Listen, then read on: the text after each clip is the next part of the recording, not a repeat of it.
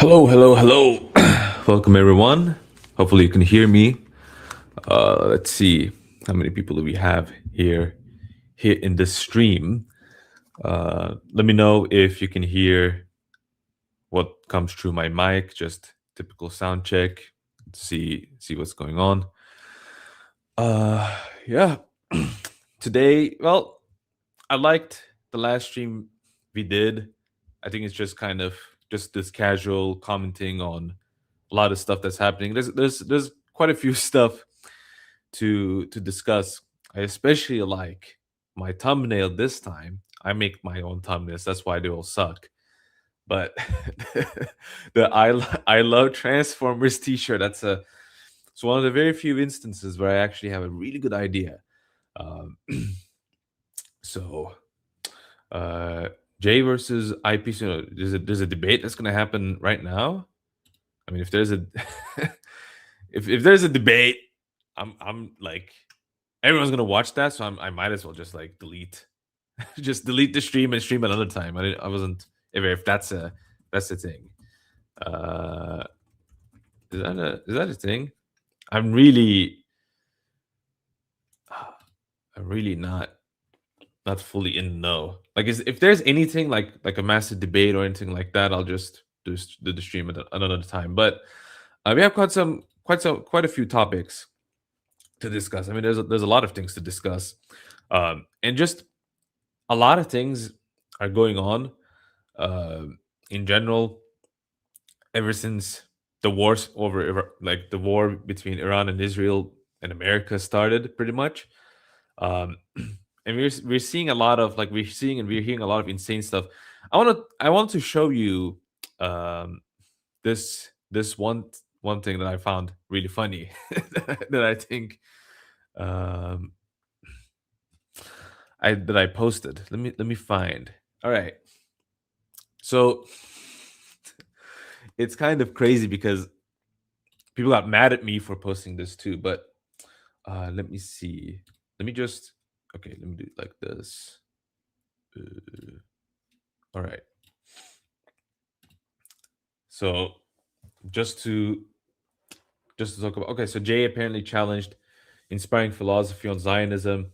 But I don't know if I don't think he's gonna I don't think they're gonna like I don't think inspiring philosophy is just going to be like I'm going to defend Zionism. Like, no, it's just something that he just wants to use it as a moral weapon against Muslims.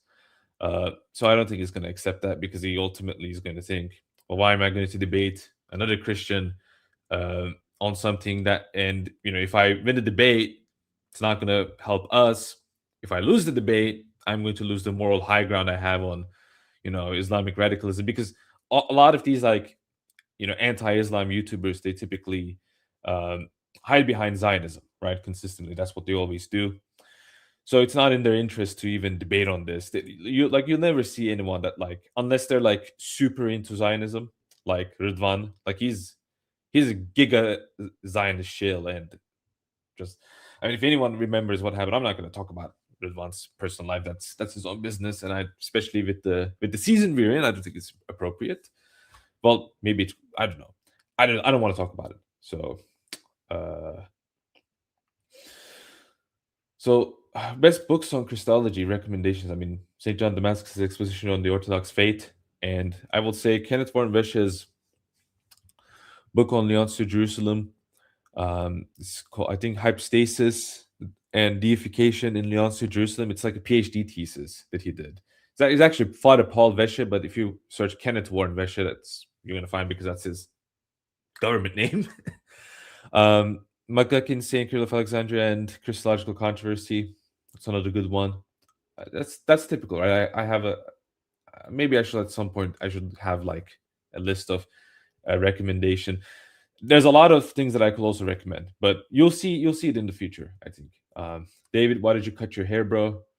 Why will I not? I look like a homeless person. I mean, it's a much better decision. Oh my god. Anyways, what I wanted to show you, I think you guys are gonna love this, and it just really encapsulates the Goyim. The Goyim have gone absolutely insane, as always. The Goyim are just insane people. So let's take a look at this. Um, So this guy, I guess he's like some Saudi Arabian dude or whatever, and he's like post this AI video of like how like some like football player Erling Haaland reciting the Shahada. And it's like this is the video. Like let me just show you.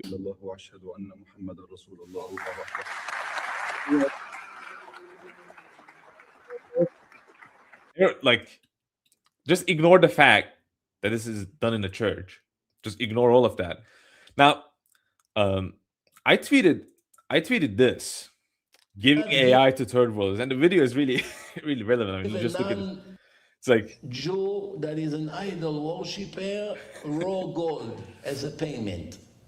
Yeah, do not give a goy AI, otherwise he's going to make videos like this, and all of these people are going to believe it.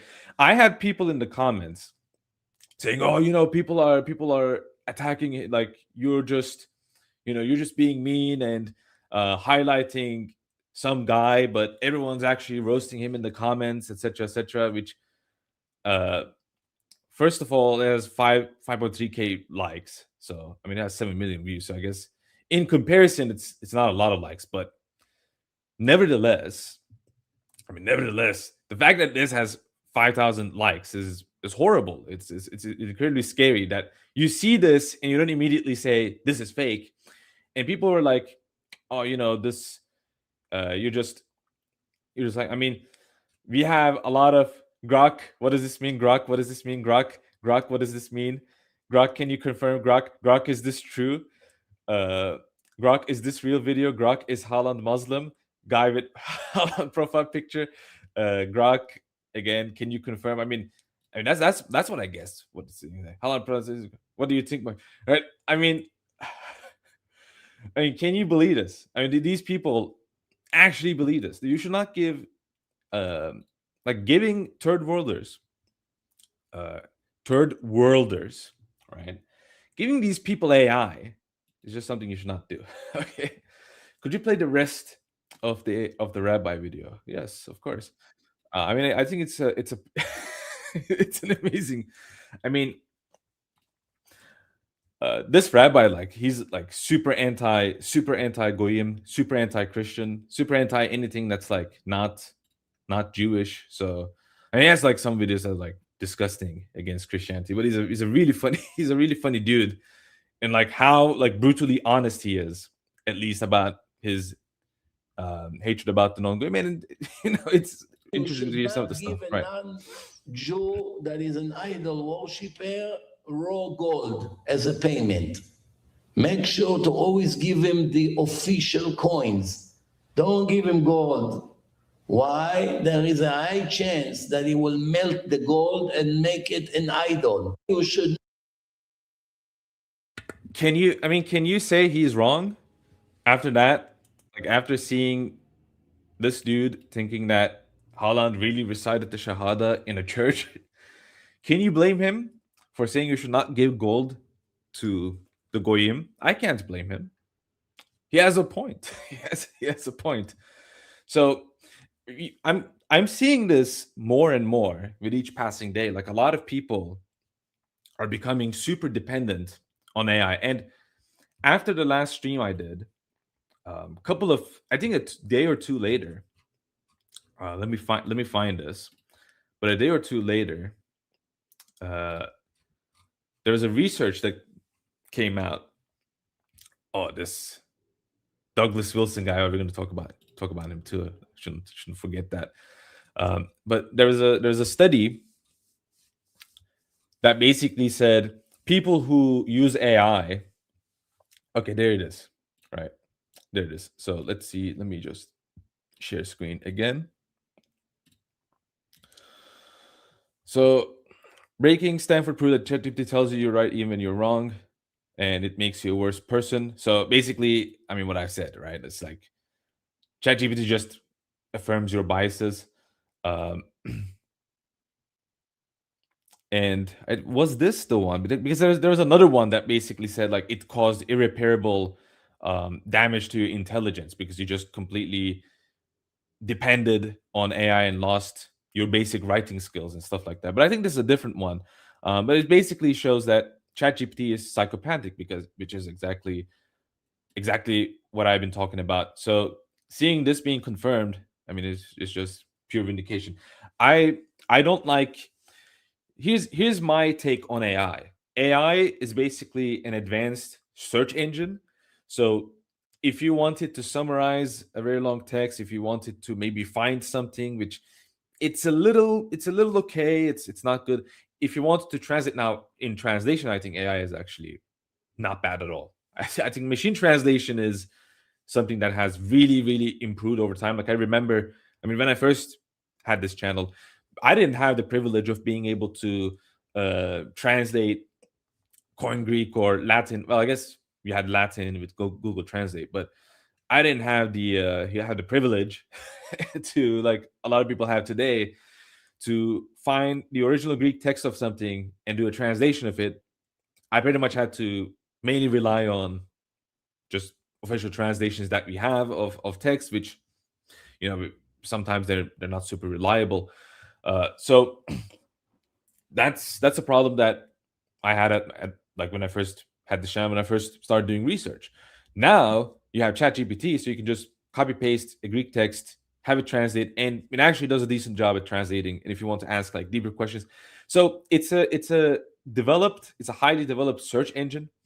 It can get you started, right? Like it guides you to the door when you're trying to find something to study and research.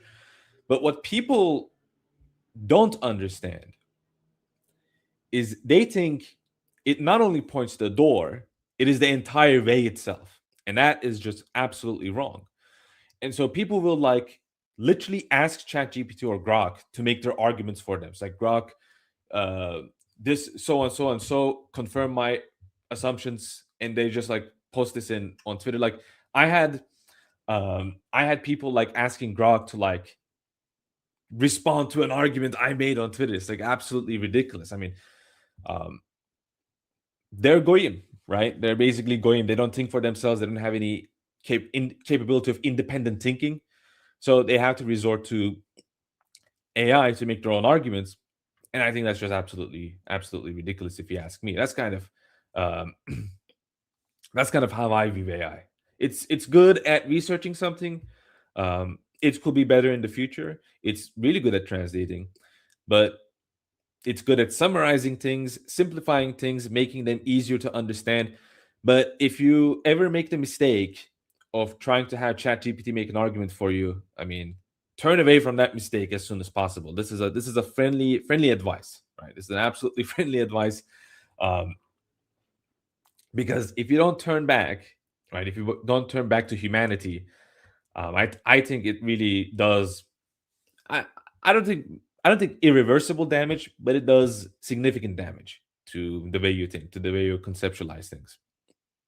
Um, and I mean, I guess there's another like Goyim Goyim moment from Sneeko where he posted this like rocket where it supposedly writes in memory of the victims of Epstein Island on the rocket.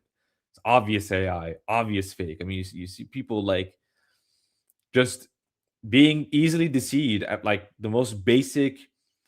um I mean, it's kind of like boomers getting tricked at like the most clickbaity, scammy nonsense they will see on Facebook. I mean, it's basically the same, except these are not boomers, these are actual 20, 30-year olds that don't have any clue what they're doing, and they're mostly, again, from third world countries. Let's see, what else did I have. um I mean, we talked about so-called Professor Jiang, who's actually just an English teacher. Um, and so-called Professor Jiang says Islam was created by Jews, and they invented Islam after they were expelled from Jerusalem. I mean, just nonsensical like conspiracy slop. Could you answer the question? What question? What question did you ask? Um, what do you think about now? I'm sorry, I can't help you right now. I don't really. Uh, it's not the right time. Maybe another time. I'm sorry. Uh, let's see. All right. So let us start with. I guess we can start with the Netanyahu video. I mean, is he alive? Is Mister Yahoo alive, or is he unalivement?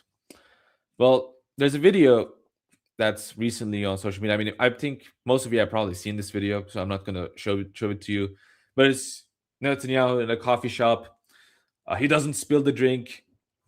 There's some people that claim that like the footage is actually from 2024 because the post machine has uh like the 2020. It seems like 2024. I think it could be 2026 to be honest. So the same with the date, the coffee speed. I do think the video is like not really. The video is obviously not real.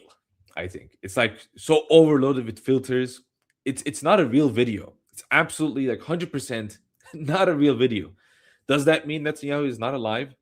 I don't know. I mean, I I maybe I'm stupid. I just kind of think that they deliberately like over filtered it for whatever reason to make people like have these like stupid conspiracy theories. But I think like a lot of this kind of conspiracy theory stuff, like about Netanyahu being alive or not, it's kind of reaching to the point where like people used to think like the elites were lizard people, which I guess was true, but in a very different way.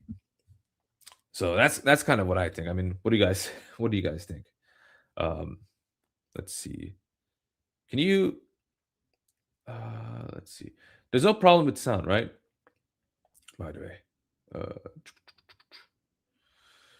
let's see. Can I we should have gate kept internet. It was so much better in late 2000s and early 2010s. I agree.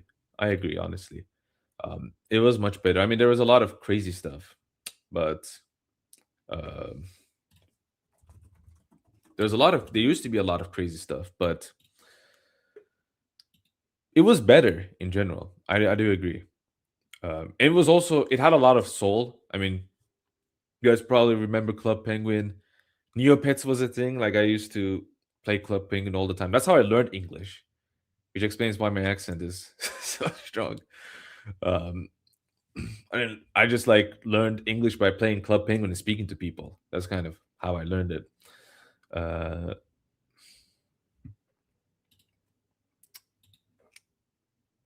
and I mean, there's so many things like Miniclip was a website where you could play flash games. Like all of that's gone. All of that's gone. And when you're online, I mean, yeah, there's technically a lot of websites that you can go to, but really people only go to Instagram, Twitter, YouTube. That's basically the entirety of internet now. It's not like what it used to be. What it used to be was pretty fun. I really, really enjoyed it.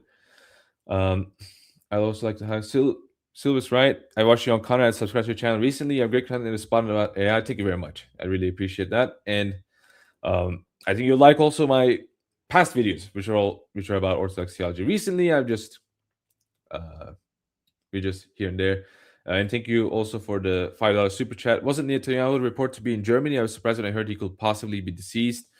I mean, to be honest, I just don't think there's enough to go by. It's like sometimes in conflicts like these where there's not like a lot of things to go by.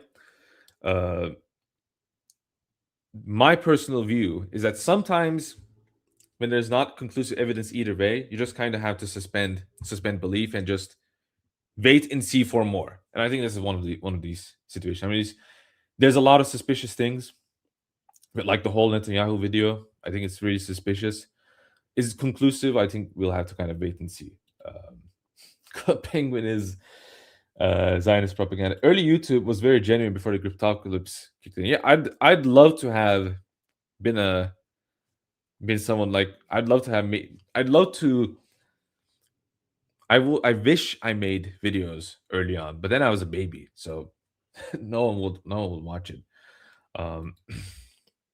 Club Penguin is pre 2015. I'm pre 2015. I think it's. If you ask me, I think it's like by the time Obama started his second term, I think that's kind of like when the internet irreversibly became like a social media, uh, slot machine. I mean, we had Facebook, but even Facebook had its magic. Now it doesn't have that anymore. Like Facebook itself was like a mini internet. Pre 2015, I think it's kind of even before that. Like second term of Obama, that's when like you got Twitter, you got Facebook, you got Instagram, you got all of these social media websites, Snapchat, and people started using that. Um, after that, you saw a lot of basically anyone who's using online started to be on the internet. That's what you have today. I mean, you go on Twitter, you go on social media, you go on Instagram, whatever, even YouTube, and it's just complete nonsense. I mean, when you get like third worlders, when you get, I don't know, people from Africa, uh, people from India, that's horrible. I mean, people from India and all of these people from these countries, when they're coming to the same space that you're in, I mean, you're already seeing like things are changing for the worse. I mean, it's just getting just slop content, like not genuine at all. People are just trying to scam each other. And then even when we're talking about people in the West making content, it's just grift, right? It's just grifting. It's all about having alliances. It's all about having friends. It's all about like even today, like in terms of like Christian YouTubers sphere. I mean, I think it's just mostly like just I think it's an industry. I think like Christian apologetics scene has become an industry. And you're either in the industry, it doesn't matter what denomination you are. I will say if you serve like Roman Catholicism or Protestantism, you are in that sphere. But if you don't, right, and if you're basically, if you don't serve their interest one way or another, you're not in that team. You're not in that sphere, right? They're going to kick you out. Um, so I think that's kind of how Christian apologetic scene is like today, right now, which is why I like Cleats Antiquity and Alex Thornton and Jay Dyer and all of these other people, because I think it's we kind of have our own I suppose group, right? And it's not about like who can grift the most, but it's basically about orthodoxy. Whereas when you look at the Roman Catholic channels, right, you'll see them talking about how pious they are, and they'll literally host a sexual predator. You know who I'm talking about, right? That what was his name? Like this, I forgot his name. Like what was his name? Um, I forgot. But you know who I'm talking about. You know who I'm talking about. The sexual predator guy.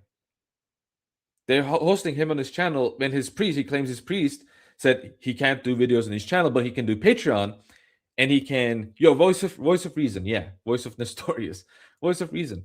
It's just insane, right? But it shows that it's all about making money. It's all about making money. It's all about recognition.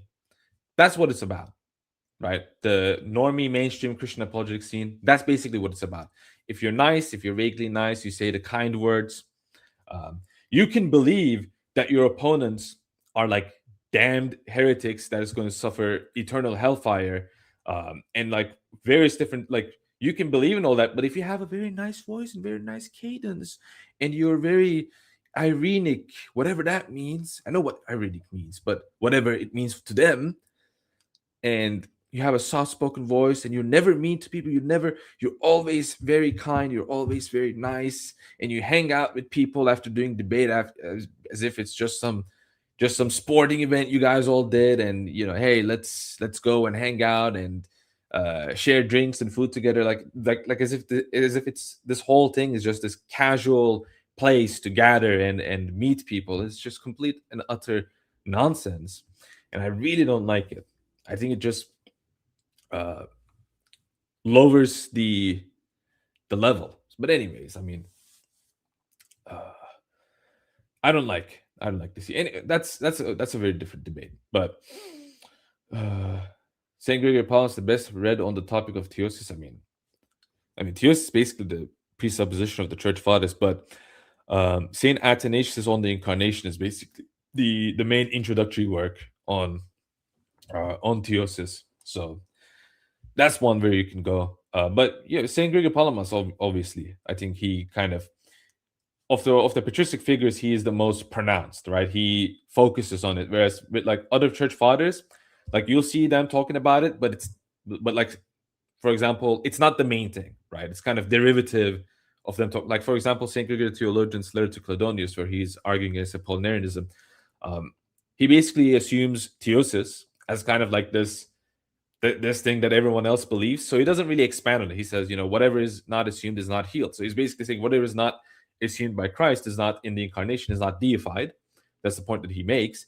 So that he basically assumes, this theosis thing, like, we all believe this, right? We all agree on this. But today it's not the case. So you need someone to pronounce it very clearly. I think St. Athanasius' work does that, but St. Gregory Palamas is the one who does it the most, I will say. What was that word? Irenic? Help us slow. No, there's nothing about being slow boy about this, but it's basically like, it's when you respect other sources, even if they're hostile to you. That's basically what its like main purpose is. It's basically not being biased, like being unbiased, but they turned it into being nice. Basically, it's about being nice. It's not about being actually ironic. Like, for example, I don't think, what was it, Gavin Ortland, I don't think he's ironic, for example. That word doesn't fit him. Because I don't think he actually engages with orthodox source and argumentation in a very clear way, as if he knows. It's kind of just what he sees in academia. So, do you think Dionysius actually wrote his works? Yes. Anyways, let's kind of continue with what I was talking about. So, what I was planning to talk about.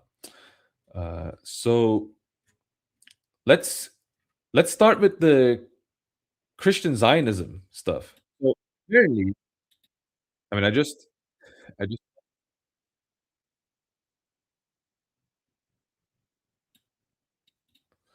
So I think this is an old clip, but I'm going to be. Why can't I speak English today?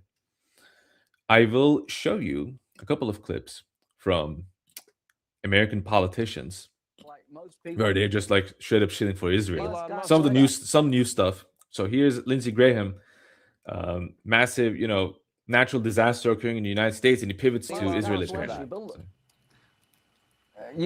I've been going all over South Carolina. And I think this is his own state. This is his own state, if I'm not wrong. Most people hadn't slept much. But look what's going on in Israel. Our friends in Israel are surrounded by people that want to kill them, destroy them, a second Holocaust in the making. And Biden says, be proportional. What is the proportional response to people who want to kill you and your family? God. They're running out of ammunition in Israel. We have to help our friends to keep. Oh my goodness, this is horrible.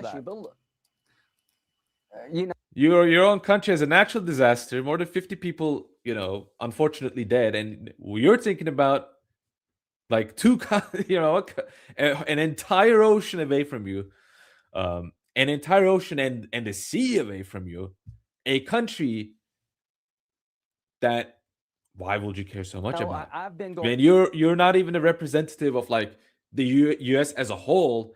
You're a representative of the very state where that flood happened. If I'm correct, I think it was all over South Carolina. Like most people hadn't slept much. But look what's going on in Israel. Our friends.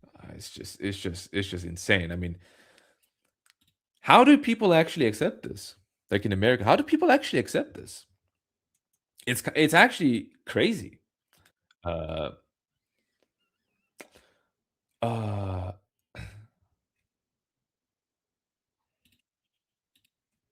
And we have, Mike Huckabee, where he says Christians have a moral debt to Israel. So we have a moral debt to Israel, but they don't owe us anything, but we owe the Jewish people everything.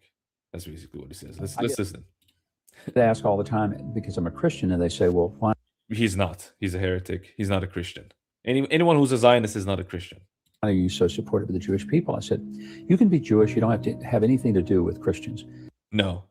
If you're Jewish, you have to be Christian, because Jesus Christ is the Jewish Messiah. He is the fulfillment of the Old Testament. So that's the debt that they have. But you can't be a Christian and not understand that your entire faith is built on the foundation of... Wrong. It's not built on Judaism. Judaism is the foundation of Judaism is the rejection of the Messiah. That's what Judaism is. From the Christian standpoint, that's what Judaism is. Because the Old Testament is not a Jewish book, it's a Christian book. This is what St. Justin Martyr, first, second century saint, this is what he says, early second century saint. He says, this is the Christian scripture. Because the Old Testament is about the prophets who tell us about the Messiah that's going to come to save us from sin. Gee, I wonder who that Messiah is in Christianity. Who might he be? Jesus Christ. Who do the Jews reject? Who does Judaism? If you accept Jesus Christ as the Messiah, you can't be a member of Judaism. Obviously. So, in fact, Judaism is predicated on anti-Christianity. It's against Christianity. How can Christianity be built on something that is against Christianity? That's how stupid these people are. I don't care if I call Mike Huckabee stupid. He's stupid if he genuinely believes this. If he doesn't genuinely believe this, but he's saying this because of some political reason, that's even worse. Because being a stupid person, that's okay. But being a bad intent, ill-intentioned person, that's worse. That's much Judaism. worse. So for Christians, we look at this as an obligation, a moral debt. Christians don't have any moral debt or any obligation to anyone other than God, to absolutely no one. That we must repay for what? Repay for what? For what does St. Paul say? What does St. Paul say about about the people who crucified Christ? Does he say the Romans crucified Christ? Right? What verse was it? Let me see. Oh yeah, it was 1 Thessalonians 2:15. Let's see what St. Paul says. So in 1 Thessalonians 2:14, St. Paul says, "For ye, brethren, became followers of the churches of God which in Judea are in Christ Jesus, for ye also have suffered like things of your own countrymen, even as they have of the Jews." Next verse, "Who both killed the Lord Jesus and their own prophets, and have persecuted us, and they please not God and our country to all men." So why do we have anything? I mean, if anything, we should kind of be miffed. They should have an obligation to pay. They killed our Messiah. They killed our God. It's what St. Paul says. St. Paul doesn't say the Romans killed you, which is a completely nonsensical argument. St. Paul doesn't say that. St. Paul says the other party did that. We must repay. And therefore, I don't understand anyone who says, I'm a Christian, but I don't really want to support. It's the other way around. Rather, a Christian, someone who calls themselves a Christian, who supports the Zionist state, cannot be a Christian. Period. They cannot be a Christian.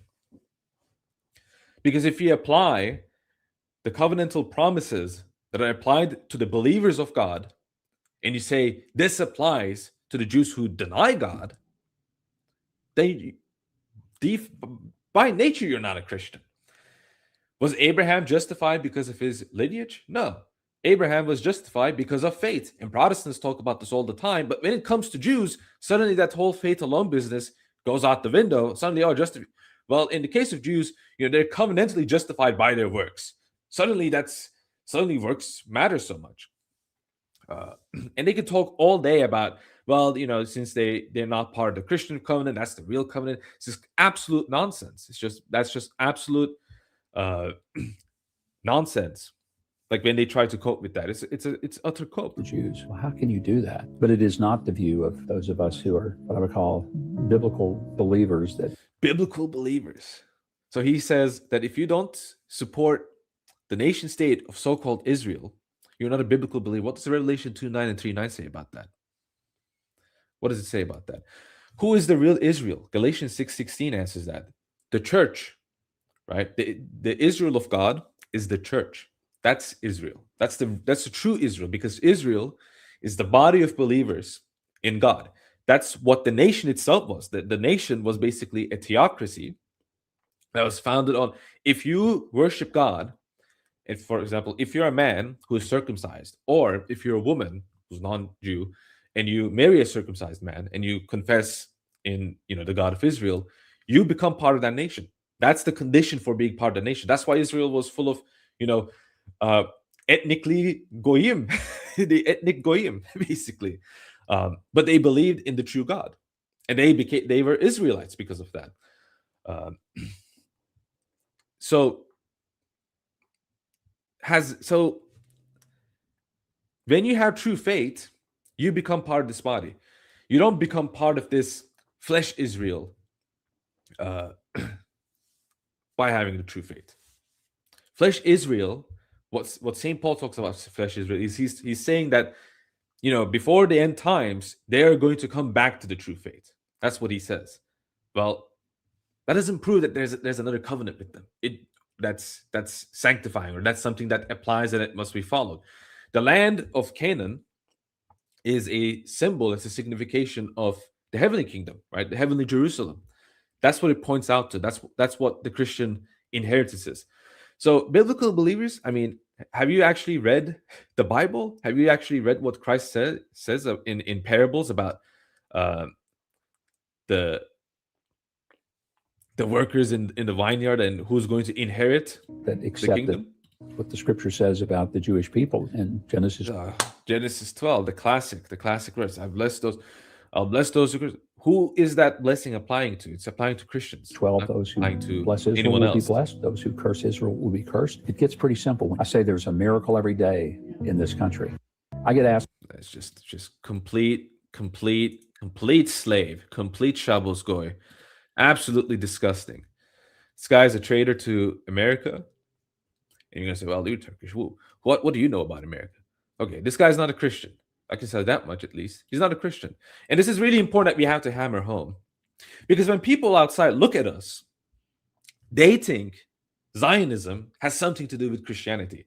They look at all of these people who are shilling for a state that is doing, unspeakable acts to people in Palestine. And who, I mean, we all know that. I don't need to talk about all of that stuff. And they see all of these people who call themselves Christian, support them. It is our job to say, these people are not Christians. They call themselves as such. They think they believe in Jesus Christ, but they don't actually believe in what he preached and what he handed down to us. Because if they did, will they be Zionists? No. Scripture teaches against Zionism. It says pure and simple. It's pure and simple. According to Christian belief, Christians have more of a right to have, the region of Palestine under their control compared to any other nation. Why did the Roman Empire? Notice how it's Julian the Apostate, who was a Zionist, who tried to actually repopulate Jerusalem with Jews, who shilled for Jews, which, funny enough, pagans talk, they talk so much about how Christianity is this Jewish religion and blah, blah, blah. The only pagan emperor after Christianity was a total Zionist, was a total shill, was a total Shabbos goy, tried to, rebuild the Third Temple, and many things happened to him that prevented that from happening. Where was I going with this? So we have that, right?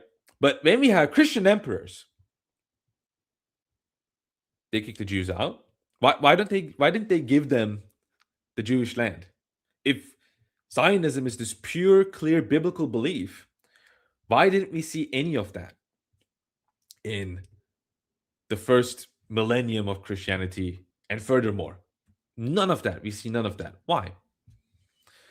Because your beliefs were made up by a man in the 19th century who decimated the sense of Scripture and made up his own stupid commentary Bible.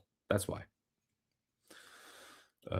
Then we have Ted Cruz decries the heresy of replacement theology, the dominant position of Catholicism prior to Talawhatever. So that's and Ted Cruz literally said, if you don't stand with Israel, I don't stand with you, which he's another traitor. There's the Pete Haxett pastor. We're going to look at that later, but let me see. I want to continue it. Right. Yeah. Let's see. All right. So here's what Ted Cruz says about the Jews being the chosen people. They're the chosen people of God. So let's see what he says. This is something Tucker and others are pushing, and this is, look, I think this is a heresy. It is a notion that the promises in the Bible that God makes to Israel are no longer valid. That's a straw man. First of all, that's a total straw man. The claim is not that they're valid, that they're not valid. They always were valid. They're valid for Christians. That's the point. They're valid for those who believe the true God. Jews are no longer God's chosen people. And well, were they ever? Were they ever? If by Israelite you mean someone who is part of the nation of God, the people of God, those who circumcised, that's not exclusive to Jewish people. You know, converts from other ethnicities could also join that nation. So clearly that's not exclusive to Jewish people. So what do you mean by it? Were they ever even chosen? Like, were they specifically chosen? No. The ones that were chosen were Israelites. Many of them were of the tribe of Judah and of other, Hebrew tribes, and we call them Jewish today, right? Levi, etc. Okay. I can even grant you all of that. Say all of them are Jewish. Okay. But it still does not mean that Jews exclusively are the chosen people. That's a completely different thing. So he's saying that Jews were exclusively the chosen people.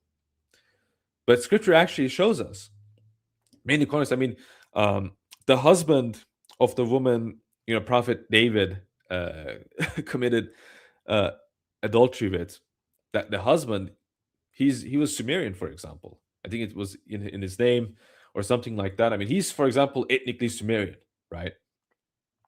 So clearly shows that there are many Goyim, ethnic Goyim, that became part of Israel. Does that mean that Sumerian guy was Jewish? It's absolutely ridiculous. Instead, replacement theology argues that the Christian church has replaced Israel and the Jews as God's chosen people. And all of... I know that this is kind of how the people who point out the truth also like try to say, like, the Christian church replaced. There was no replacement. There was no replacement. What was replaced? The true people of God were replaced by the true people of God. Christians don't replace Christians. And yes, the prophets were Christians. They had mystical vision of God, who's triune, and it was revealed in the Old Testament. Abraham saw the three angelic visitation as a symbol of the Trinity. One of them was the Word of God himself, who remained with Abraham and spoke with him. And then a verse later, right, Moses writes, Yahweh fired, fire and brimstone out of Yahweh from heaven, Yahweh of heaven, right? So there's the Yahweh that spoke with Abraham, and then there's Yahweh that is in heaven. Two Yahwehs, one title. Gee, I wonder what that's about. You have the angel of the Lord. What does God say? My name is in him. What does God say in Isaiah 42:8? I will not give my glory to another, right? The Lord is my name. Yahweh is my name. I will not give my glory to another. So Yahweh is God's name. And then God's name is in an angel. Oh, and the cope that, actually it's an agent that represents God. How can a created being have a divine name in them? That doesn't make any sense. I'm sorry.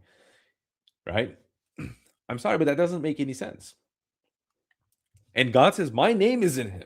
He doesn't say it's in relation, like he's a God to you in relation, between you and he represents. No, he straight says, my name is in him, but I will give my glory to no other. How can Yahweh, which is a name that specifically designates the divine being of God, be given to a creature? It's just absolutely ridiculous. So anyways, to kind of circle back of what Ted Cruz is saying, properly speaking, there's no replacement. Rather, there's a fulfillment. So the Old Testament faithful who worship God are the same religion as those who worship Christ as the Messiah, as the Son of God, and as God. It's the same religion. There's no change in the religion. Christianity didn't, it wasn't Judaism and then Christianity and the Judaism that remained. That doesn't make any sense. I mean, you're basically saying that Christianity changed, that Christianity was a change. It was a heresy of the original religion. And then you say, well, we're actually the true Christians. We hold on to Christianity. Well, you don't even believe Christianity is the true religion. So I'm sorry, but just absolutely nonsensical religious beliefs. And it's crazy how people actually believe this. It's absolutely insane. The promises in the Old Testament are now invalid. So God breaks his promises, apparently. Yeah. And that, I think that is absolutely wrong. If God breaks his promises to the people of Israel, that suggests that God could break his promises to Christians as well. And I don't believe God breaks his promises. Yeah, it's not about breaking promises. It's about the fact that the covenant was established with those who believe in God, and those who don't believe in God are not part of the covenant. It's as simple as that. And by the way, this is basically like applying once saved, always saved nonsense to covenants. So people who believe like once saved, always saved, but they're like, oh, they're based. You do realize that the very logic you use for soteriology, they use for covenants. They use for their dual covenant theology, because it's all designated by God. Man has no part in it. It's not an agreement between two parties. Man has no part. Why do you think Saint Paul says Christ mediated between God and man in 1 Timothy 2:5? Is it to say that you can't have any priest in confession? Is that what Saint Paul had in mind? No. Why does he say Christ is the mediator between God and man? Because he mediates between the covenantal relationship between God and between man, between all men. And Christ mediates them because he's God and man. To be a mediator means you share in both of the parties. That's what St. John Chrysostom says. So it's an agreement between two parties. If you're not part of the covenant, God doesn't just like, no, you are. It takes two to dance. It takes two to dance. But when you point this out, of course, Protestants don't like it because they are monergists. And they deny, this is a denial, by the way, of Christ's human will and human activity. Because if salvation is monergistic, it's only the divine will alone. But then what about the human will of Christ in the incarnate activity? Is that completely useless too? I mean, it's only a tool to be used. But if it's only a tool to be used, then Christ does not, properly speaking, have a human will, because the human will, by definition, has free choice, has human rationality, human decisions, human choices. But if it's all dictated by the divine will alone, or if it has no activity, no active work in salvation, then what's the point of the incarnation? Just to die on the cross? And that's what these people believe. But anyways, those are all different conversations. But let's see furthermore, because there's some other stuff that I had before we move to. So there's one that, like, Sam Harris actually defends Mike Huckabee, which is kind of like, why is Sam Harris defending Mike Huckabee's insane, like, religious based, like, crazy beliefs on geopolitics? Well, actually, they have much more in common.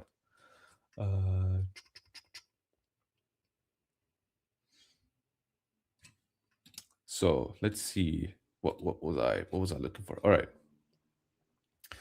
replacement theology is heresy. We've already seen that.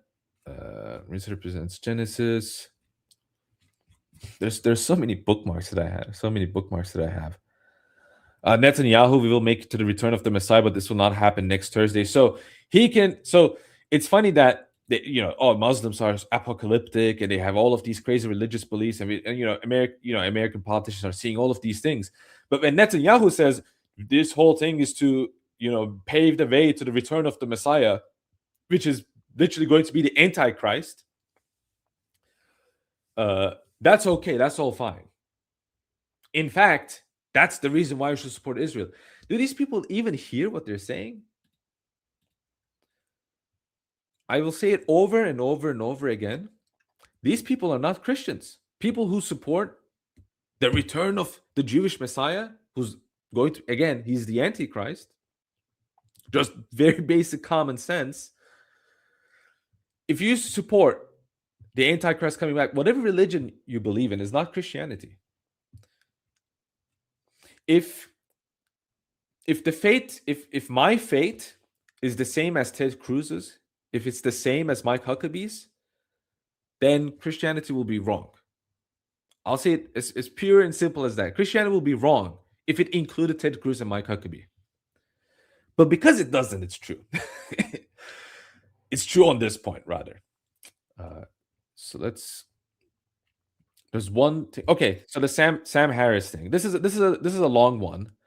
But Sam Harris pretty much agrees with Mike Huckabee that there's a biblical mandate to support Israel.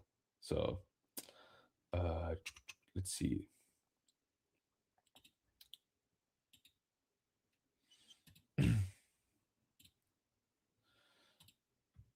All right. And listen, by the way, this is the first time I'm listening to this particular thing, so let's see. Basically saying, listen, we're Christians. We don't need to defend these Jews at all. Their holy book is irrelevant to us. It's just barbarism in there. Does Israel have the right to that land? Because you're appealing to Genesis. You're saying that's the original deed. It would be fine if they took it all.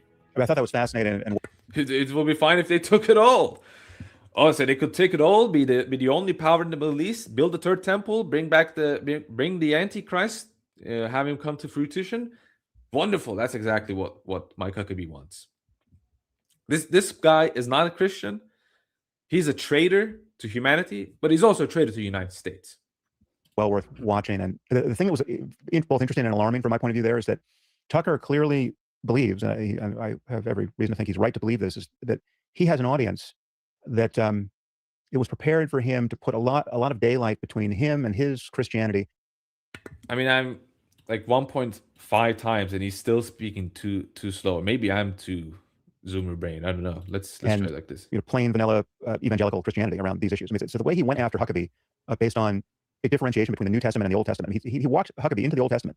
So explicitly with respect to it was Genesis 15, and a claim that the God gave the Jews all the land between the Euphrates and the Nile, pretty much all of the Middle East. Does Israel have the right to that land? Because you're appealing to Genesis. You're saying that's the original deed. It would be fine if they took it all. But I don't think that's what we're talking about here today. And Huckabee, tried to pirouette, saying, well, Israel's not asking for that, but Tucker knew that he was going to have to sign on the dotted line on the biblical mandate, and Huckabee did. He said, yeah, if they did it, I couldn't say anything. I couldn't object. It's in the Bible, right? So he got, he's gotten vilified for that. But what was interesting about that is that Tucker seemed to be expressing a theology, and perhaps there's a name for this that I'm just not aware of, that was that draws a very clear line of demarcation between the Old and the New Testament in a way that is, I've heard it's been drawn before, and even in Huckabee's style of Christianity. But he's basically saying, listen, we're Christians. We don't have to care about the Old Testament at all, right? There's just a lot of barbarism in there. He went after. No, that's complete nonsense. That's Marcionism. That's not what Tucker is pushing for. I don't know what Tucker's intentions are, but that theology, what people call replacement theology or supersessionism, whatever people call it, it's plain old Christianity. The Old Testament, the point of the Old Testament is to prophesy the Messiah, is to symbolically point out the being of God, the Messiah, and also many other things, right? Israel is a representation of the people of God. It's fulfilled in the body of Christ, in the incarnation. Those who are members of the body of Christ, which is the true Israel, which is the church, that is the continuation of that political Israel, so to speak. Political Israel is an Old Testament reality, which is symbolizing the spiritual Israel that we are in today, which is the church. That's the point. Which one has to note, Sam Harris has been talking about Christianity for years, and he still has no freaking clue what he's talking about. And this guy had millions of people listening to him, watching to him, act like he's this Christianity expert and he knows all about Christianity. He doesn't even know the name of the most basic Christian belief. That's how poisoned America is. That's how poisoned America is, that no one even knows about basic Christianity.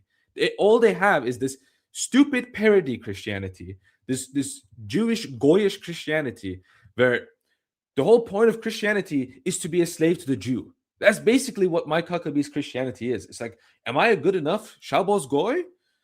Will my Jewish masters give me enough money for having their beliefs? That's basically their brand of Christianity, which is not Christianity. It's I'd go further, but I'm a bit afraid of YouTube. I mean, we are going pretty hard on Zionism and all of that, but I guess because of Palestine and kind of like a lot of stuff that's happening, like the Overton window has like gone rapidly to the opposite direction, and also because a lot of liberals, which YouTube and all of these platforms cater to, are liberals and they think Jews are white, right? So that's why they're okay with attacking Jewish people now. It's like, oh, we're just attacking other kinds of white people. Anyways, so Sam Harris, you've been doing this for years, and you don't know this. It's insane. It's absolutely insane. The whole Amalekite business, that's just genocide, right? Like, listen, we don't need to defend these Jews at all. So the only thing he knows about the Old Testament is that it's crazy barbaric, which is just another form of midwittery.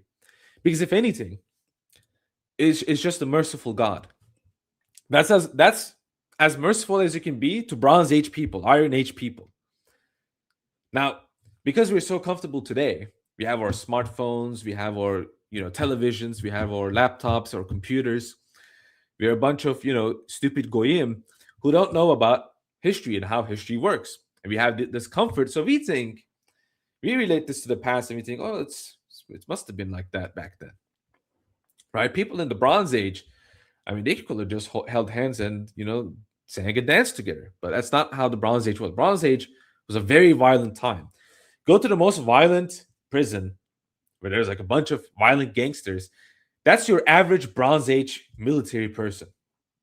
Straight up, that's your average Bronze Age military guy. It's that guy in the prison, doing, the fruit that starts with drape, without the letter at the beginning, and just shivving people and all of this kind of stuff. That's basically your average Bronze Age dude. That's the timeline we're talking about. But no, actually, the average Bronze Age person was a peace-loving hipster. That's what these people think. Their holy book is irrelevant to us. It's just barbarism in there. Christ is king. Their book is irrelevant. But notice, he's kind of basically pushing Marcionism.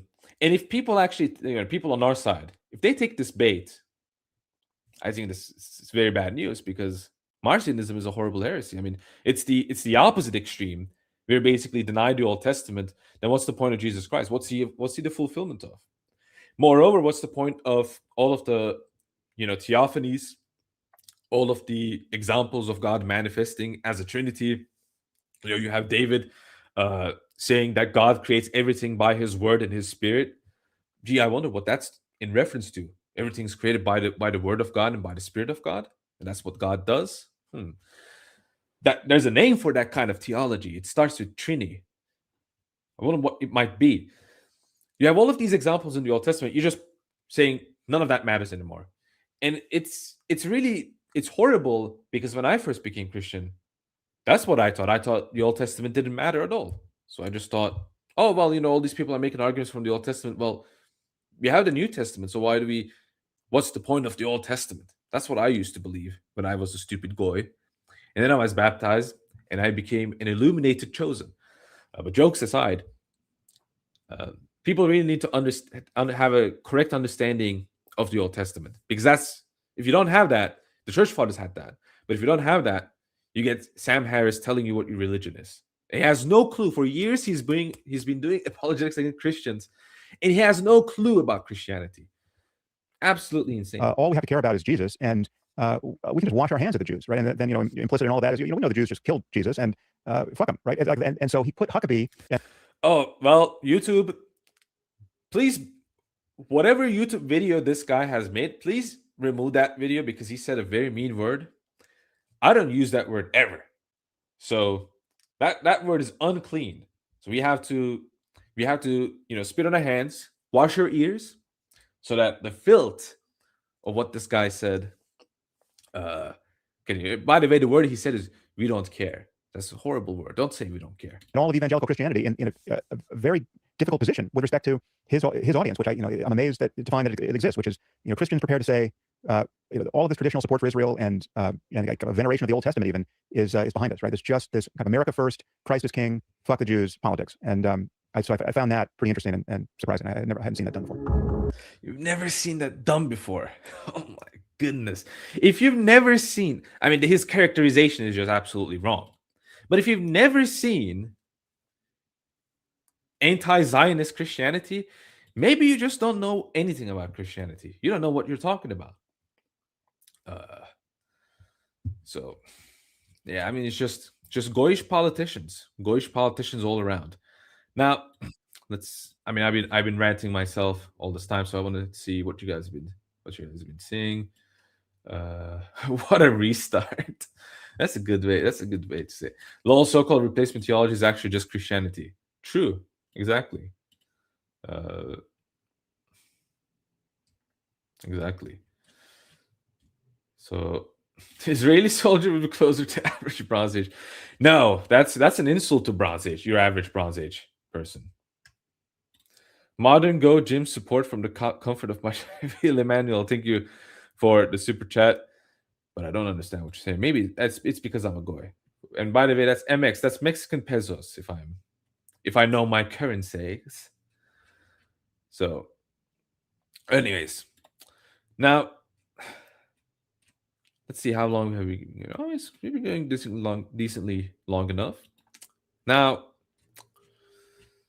there's another goyish politician, but since we're talking about kind of in the context of war.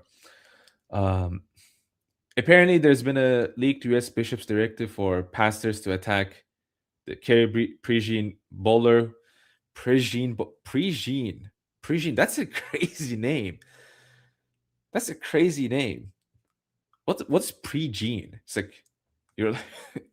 I'm not gonna make fun of anyone's names. I mean, I don't like it when it's done to me, so I'm going to follow what Christ says. But Kerry Prigine bowler. To be honest, I'm not even trying to make fun of. I just don't get what preachy means.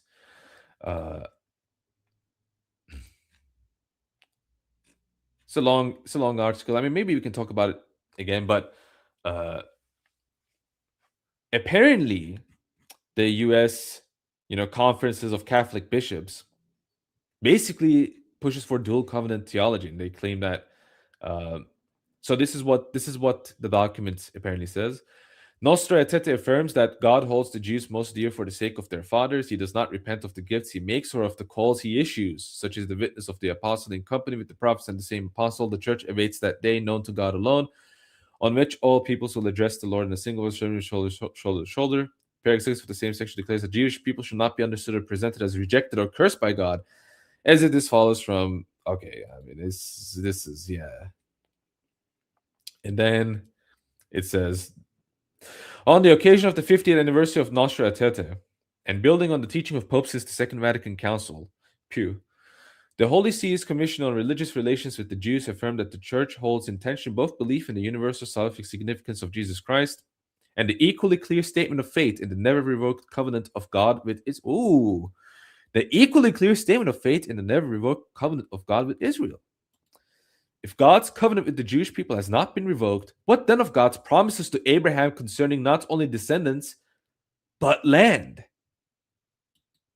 Oh my goodness. That's actually insane. This is the United States Conference of Catholic Bishops. This is from Catholic bishops. And they basically connect Genesis 12 to Jews, and he says not only descendants, but land. So they're not just saying that Jews kind of have this like old covenant passively, where if they come back to the church it becomes active and this kind of stuff. It's not just that. If God's covenant with the Jewish people has not been revoked, what then of God's promise to Abraham concerning not only descendants but land? I mean, this is just absolutely insane. It's just absolutely insane. So. This is, I mean, these people are not Christians. So, I'm not saying that because they're Roman Catholic, but it's because of, like this is just apostasy. It's just live apostasy if this is what they believe, and if the leaked directive is true. It could also just be made up by Joe Enders, but something tells me it's probably true.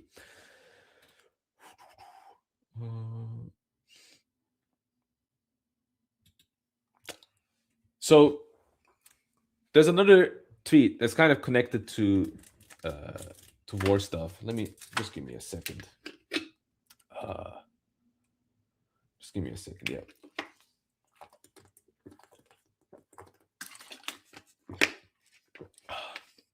I've been yapping for an hour straight. I really need someone by my side to so I can redirect some of the stuff that I'm going to say to the other guy. So the current guy who calls himself Pope Leo the 14th, that's too edgy, isn't it? I really don't like doing the MHFM stuff of so-called Pope, so-called Leo, so-called the 14th, of the so-called Roman Catholic. Like it's just too edgy, and I don't know. But on the other hand, it's kind of true to say it like that. But anyways, Pope Leo the 14th says that Christian leaders who start wars should go to confession and examine their souls to ask if they're following the teachings of Jesus. Now, I made the point, and Roman Catholics got mad. This is fundamentally contradictory with the concept of crusades, essentially saying that either morality on war changed or the church was morally wrong to sanction religious warfare, meaning that the church can teach wrongly on morals. So the Roman Catholics responded to this. Well, Pope Leo says those who start wars, right? He doesn't talk but you can defend yourself still. So first of all, crusades are starting wars. Starting a reconquest war, which technically it's not properly speaking a reconquest, because the Roman Catholic Church never had Anatolia, never had the Middle East. It was never part of Roman Catholicism, so it's not really properly speaking reconquest. Let's say, for the sake of argument, a reconquest war for reconquest is still starting a war. You're still starting a war. So this is a general statement about you should not start war, right? The Christian leaders who start wars should go to confession and examine their souls to ask if they're following the teachings of Jesus. I mean, it's really clear what he's saying, right? And it's not just the crusades against, jihad. It's also crusades within Europe. And many of these crusades were, it's kind of just like, Albigensian crusade and all that. It's just, we want to exist. And the Roman Catholic Church saying, no, you're not going to, right? But as I said, I mean, this completely contradicts the whole concept of crusade, because what is a crusade, right? It's religiously sanctioned holy war, right? It's not simply that, I'm the Pope, I think we should go to war, right? If it was that, if crusades was just that, then it won't really be too problematic. It's still problematic, but it's not as if it's kind of like a defining, doctrine of Roman Catholicism, right? It won't be a part of that. It will just be a couple of individual popes saying their political opinion and guiding people. But no, this is the Pope saying, we have a moral, obligation and duty as Roman Catholics to go on this war. That's a very different concept, right? And so I'm not trying to, hate on the Crusades completely, because I understand its political intention. I'm not going to go like all Crusades were bad, but in general, were they really positive? I honestly don't think so. But I don't believe in this whole like nonsense that a lot of people, especially Muslims, push, that they did horrible things in the Crusades, and they're like equivocating Crusades with jihad. It's like comparing a coughing baby with a hydrogen bomb. They're not comparable at all, right? Jihad is a fundamental concept in Islam about waging war with the heathen, and it's aggressive warfare. It doesn't have any kind of like just war theory. I mean, if there's just war theory, it's basically like, yeah, jihad is just, you have to do it. And as an Islamic political state, you basically have to be on the lookout for any warfare that you can do against the heathen for your own gain, right? So it's basically treating war not as something that should be avoided, not as something that we shouldn't have, but as a tool for the expansion of Islam. It's a core teaching of Islam. It's one of the core pillars of Islam, jihad. And it's not just something that you can do at your home. It's like, oh, I'm conducting jihad against the evil spirits. That's not what jihad is. Anyone who shills that to you just has no clue. They're selling snake oil to you, right? But anyways, like what I'm trying to point out is what the whole anti-war stance that you see with Francis and Leo is just fundamentally contradictory with Crusades. You cannot square that circle, right? That's not a circle that you can square. And all of this again, Cope, that's like, oh, he's talking about starting wars. Okay, you can start a just war. You do understand that just war theory includes starting wars. Sometimes it's just to start a war. In fact, you have to start a war. You're morally obligated sometimes to start a war. For example, when your people in another country is being, unalived, mass scale, you kind of do have a duty to protect them. Otherwise, what are you there for? Why do you exist as a state? Well, just don't exist then if you're not going to even do that. So I think this whole again Roman Catholic Cope is just nonsense. So here's another beauty that I captured. Let me check the chat for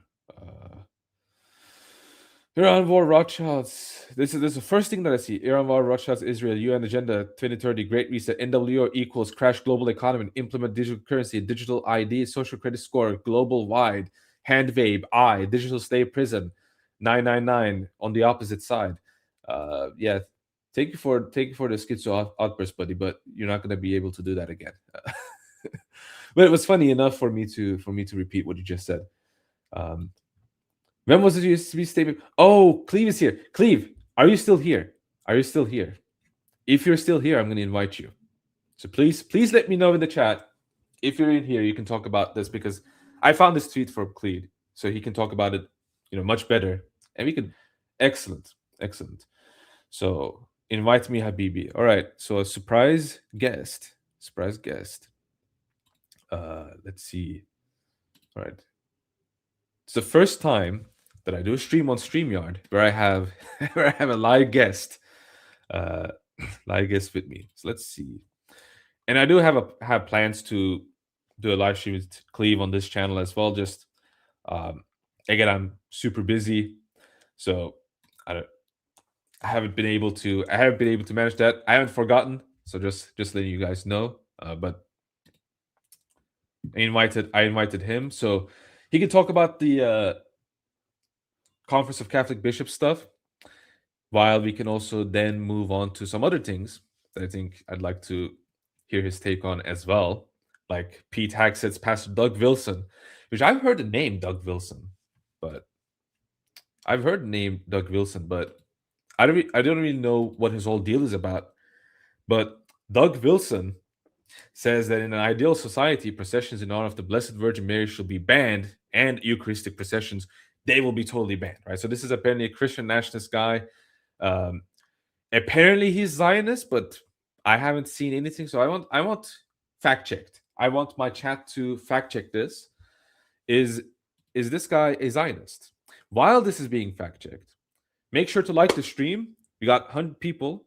If you guys like it, we might increase that number to 150, 200, because the algorithm likes it when you click that green, that green. What's green? It's not green. It's the white thumbs up button. If you click that button, the algorithm really likes it, and it spreads the news around. Now, if you are a jealous guy and you want me to have few people so you can be one of the few magic people attending my stream, still click the like button, please. It will be good for me. Don't be jealous. Anyways, Jay made fun of him. Yeah, I remember. Blessed Augustine was Orthodox, so I don't know if he has anything like crusades. Crusades are very crusades.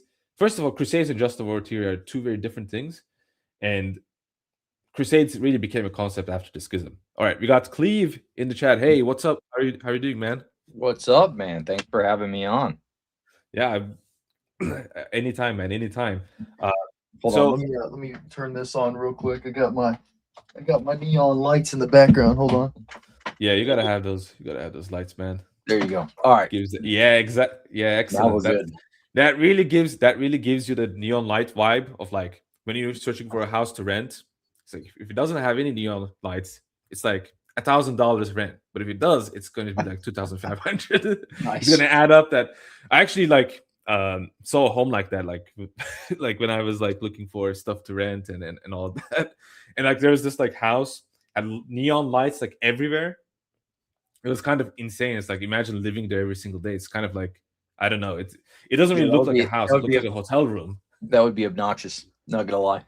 What was What was the tweet? You were talking about a tweet or something that I shared? Yes. I saw it. I remember seeing it from you. Oh, there it is. I'll even show this on screen. Yeah, pull it up. Let me see. We are refuting Cleve. We are exposing Cleve, pretending to not know. Pretending to not know. Yeah, that was wild.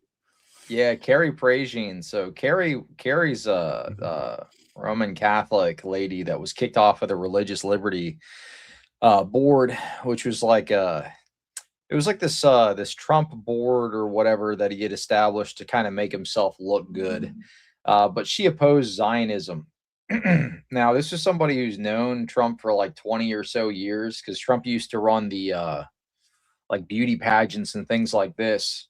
And then she converted to Roman Catholicism a couple of years ago or something, and then was appointed to this board. But when she opposed Zionism, they kicked her off. So I actually had her on my show a couple of months ago when we were talking about this.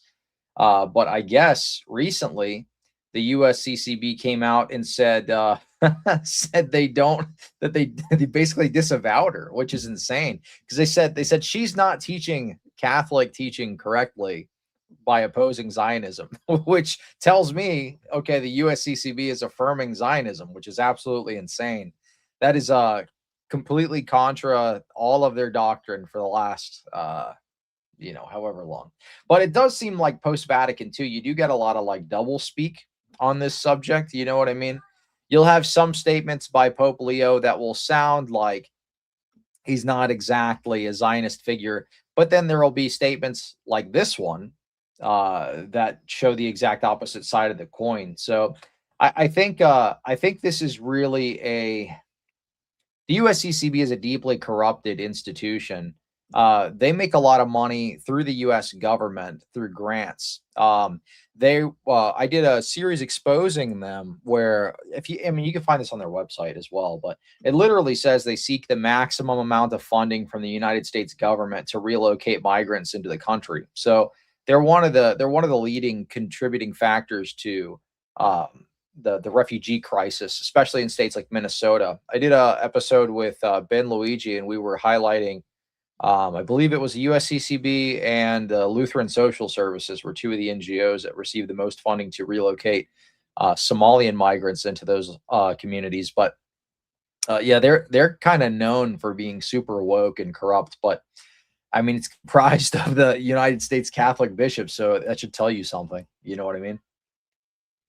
Yeah, I mean, this is also, I mean, it's kind of the way I look at it. Like we mentioned, doublespeak. I mean, anytime you read any Vatican document, it's always that, and it's their apologists' biggest, greatest strength is like they can use this doublespeak all the time. Where on the one hand, like they can basically deny something, and on the other hand, they can affirm it, and you basically have a pope who can never be a heretic. Basically, it's impossible for him to be a heretic because whatever he says, there's always something in the documents that can be interpreted to support that. But the whole point of the papacy is to make things clear, to make the faith clear, and for him to teach the faith clearly, to be our teacher. But even the catechism, even the dogmatic teachings, none of these things are clear, especially after the First Vatican Council, in my opinion. Especially after the second. I don't know if you've noticed this, David, because like when you were super active, maybe like 2 years ago, there were a lot of Pope-splainer accounts. Those guys got burned out. They don't do it anymore. Michael Lofton doesn't Pope-splain anymore. Cameron Bertuzzi doesn't do the Pope-splaining anymore. All of these guys, they kind of quit because it's burned them out so much. We've actually seen a massive wave of trad cats converting to Orthodoxy in the last this year specifically, just because they're of all the number of scandals. It's insane. The Catholic news segment that I do is like one of the most wildest segments you'll see in your entire life. But I think that is reflective of the general, like imagine you uprooted your entire life. You were a Protestant or something. You left your whole community. People disowned you. You're like, yes, I'm going to follow the early church by being a papist. Wait, what? whoops, I made a mistake. And has nothing to do with it. This is nothing like the early church. Wait a minute. This is nothing like the edits I saw on TikTok. This church is completely different. This is what you see. And, we have a lot of trad cats that, have been making videos lately or, trad cats and Eastern Catholics and people attending the Novus Ordo where they're like, look, I was sold one thing online. And when I got in, it's nothing but back-to-back scandals and just a huge freaking mess. There was one I like to reference quite a bit by Nick Cavazos. I don't know if you know who that is, but he was a trad cat for like 7 years, convert from Protestantism. And he basically like went through, it was like a 45-minute video of like all the dogmatic contradictions that they have to like cope around, all of the doctrinal changes, even within his 7 years of being there, how they've persecuted the TLM, how the in-person church life is completely opposite of what they sell you online. It is a nightmare, dude. I made a post.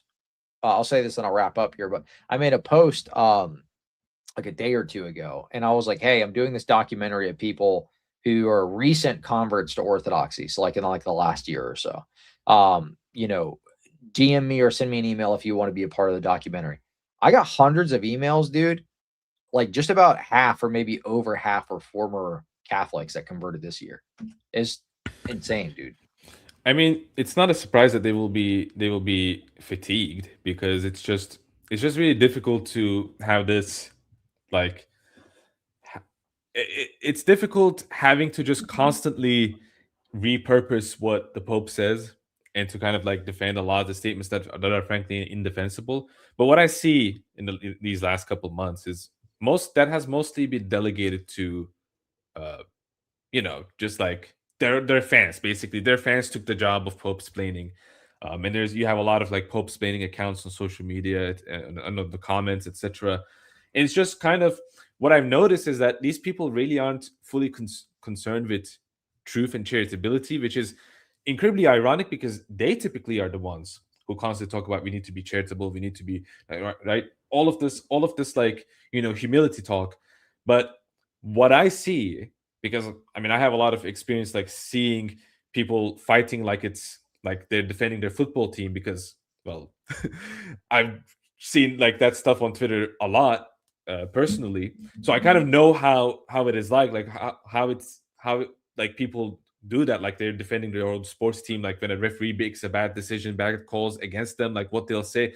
It's basically all of that. It's not about like the substance of truth, but it's all about signaling that your side is correct, that your side is right, that you have that you have the truth, and anything that might be wrong or against your favor, you're trying your absolute best to kind of like spin it as positively as you possibly can. It's just I just don't believe that is really what you're supposed to do if you're a Roman Catholic. And I think that's one of the other reasons why like people seeing this, they get disillusioned, because like, wait a second, like why do I have to do this every single day?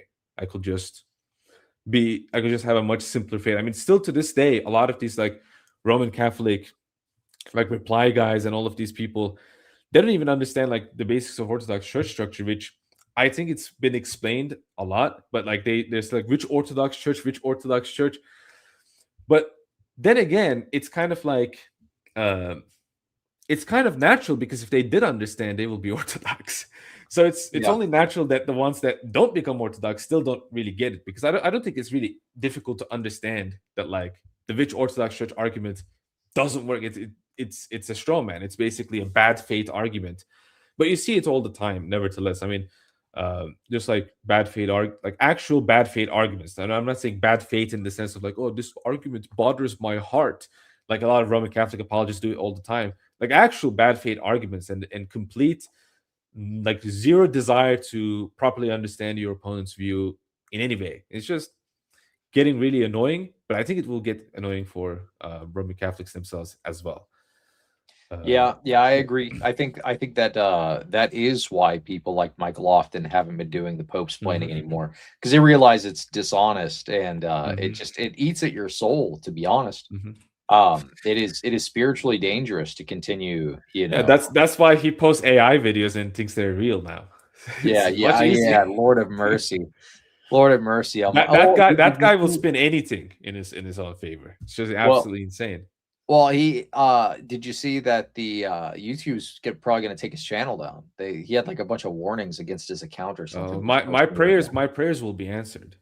So that's no, not nice, is it? I don't want YouTube to take down Mike Lofton's channel. I don't want them to take down any Christian quote unquote content creators channel, because then they're going to come for me. You know what I mean? And of course, it's only a matter of time. I'm dreading the next couple of years, because like America's getting more and more Zionist. The Zionists they've compromised our government at the highest levels. So that means that American media companies like YouTube, maybe even TikTok now is owned by isn't TikTok owned by Israel now? So I mean, I guess, but hey, I mean, this is a good thing, right? I mean, for all masters watching this right now, I mean, this is a good thing.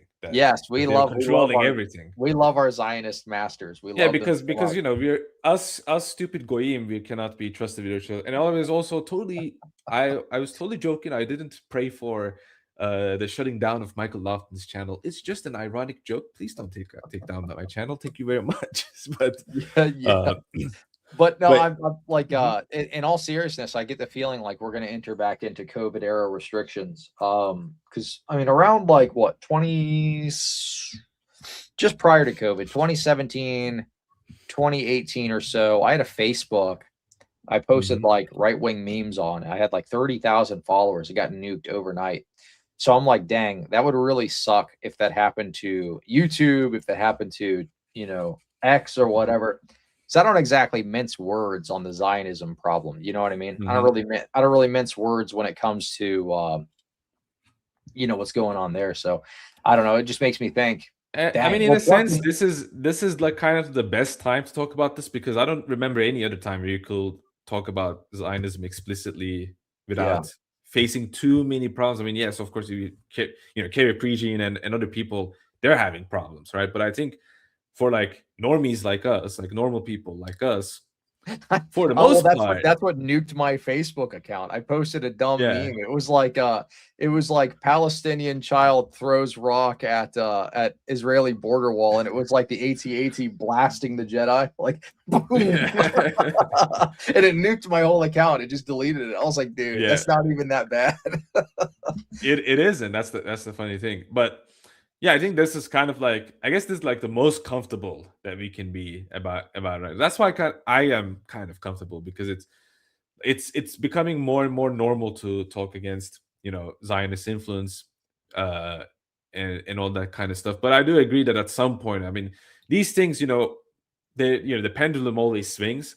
The main deal is not that the pendulum swings or doesn't swing. It's like, how much does it swing? That's kind of the big deal, right? Well, so we don't want the pendulum to swing too harsh on the other side. If it swings very mildly, I think that will be a win. But I think it is also possible that it could swing very harshly. It's just, I mean, who would want, because, right, like, is it going to be based on like Trump wanting them to, silence them? I mean, it's mostly like a Republican thing. And the thing about Republicans is they are excellent at getting nothing done. So I don't know. I don't have a lot of hopes for like that being kind of like an institutional thing.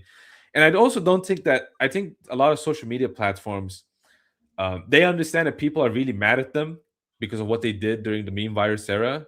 And they kind of like realize, okay, yeah, we probably should not have listened to what the FBI and CIA said. But obviously these people, 1 year later, 2 years later, they might still listen to what the FBI, CIA says and be their lapdog. So it's all really possible. I saw a video today. It's just very short. I saw a video today where there was this guy who's like some old time ago, I forgot his name, but he was like really anti-Jew, African American, anti-FBI, anti-CIA, like just basically Fed posting all the time on television, and he's getting all of these interviews on TV and all of that, and nothing really happens to him. And it turns out that the guy was being funded and directed by I believe the FBI.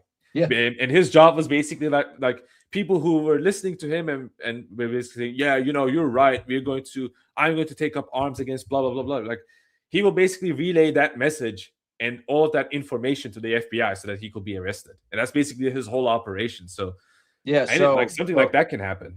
So basically, Gypsy Crusader. That's like, come on, not Gypsy Crusader, dude. Yeah, I don't know. I don't know, dude. Gypsy Crusader seems like a Fed to me.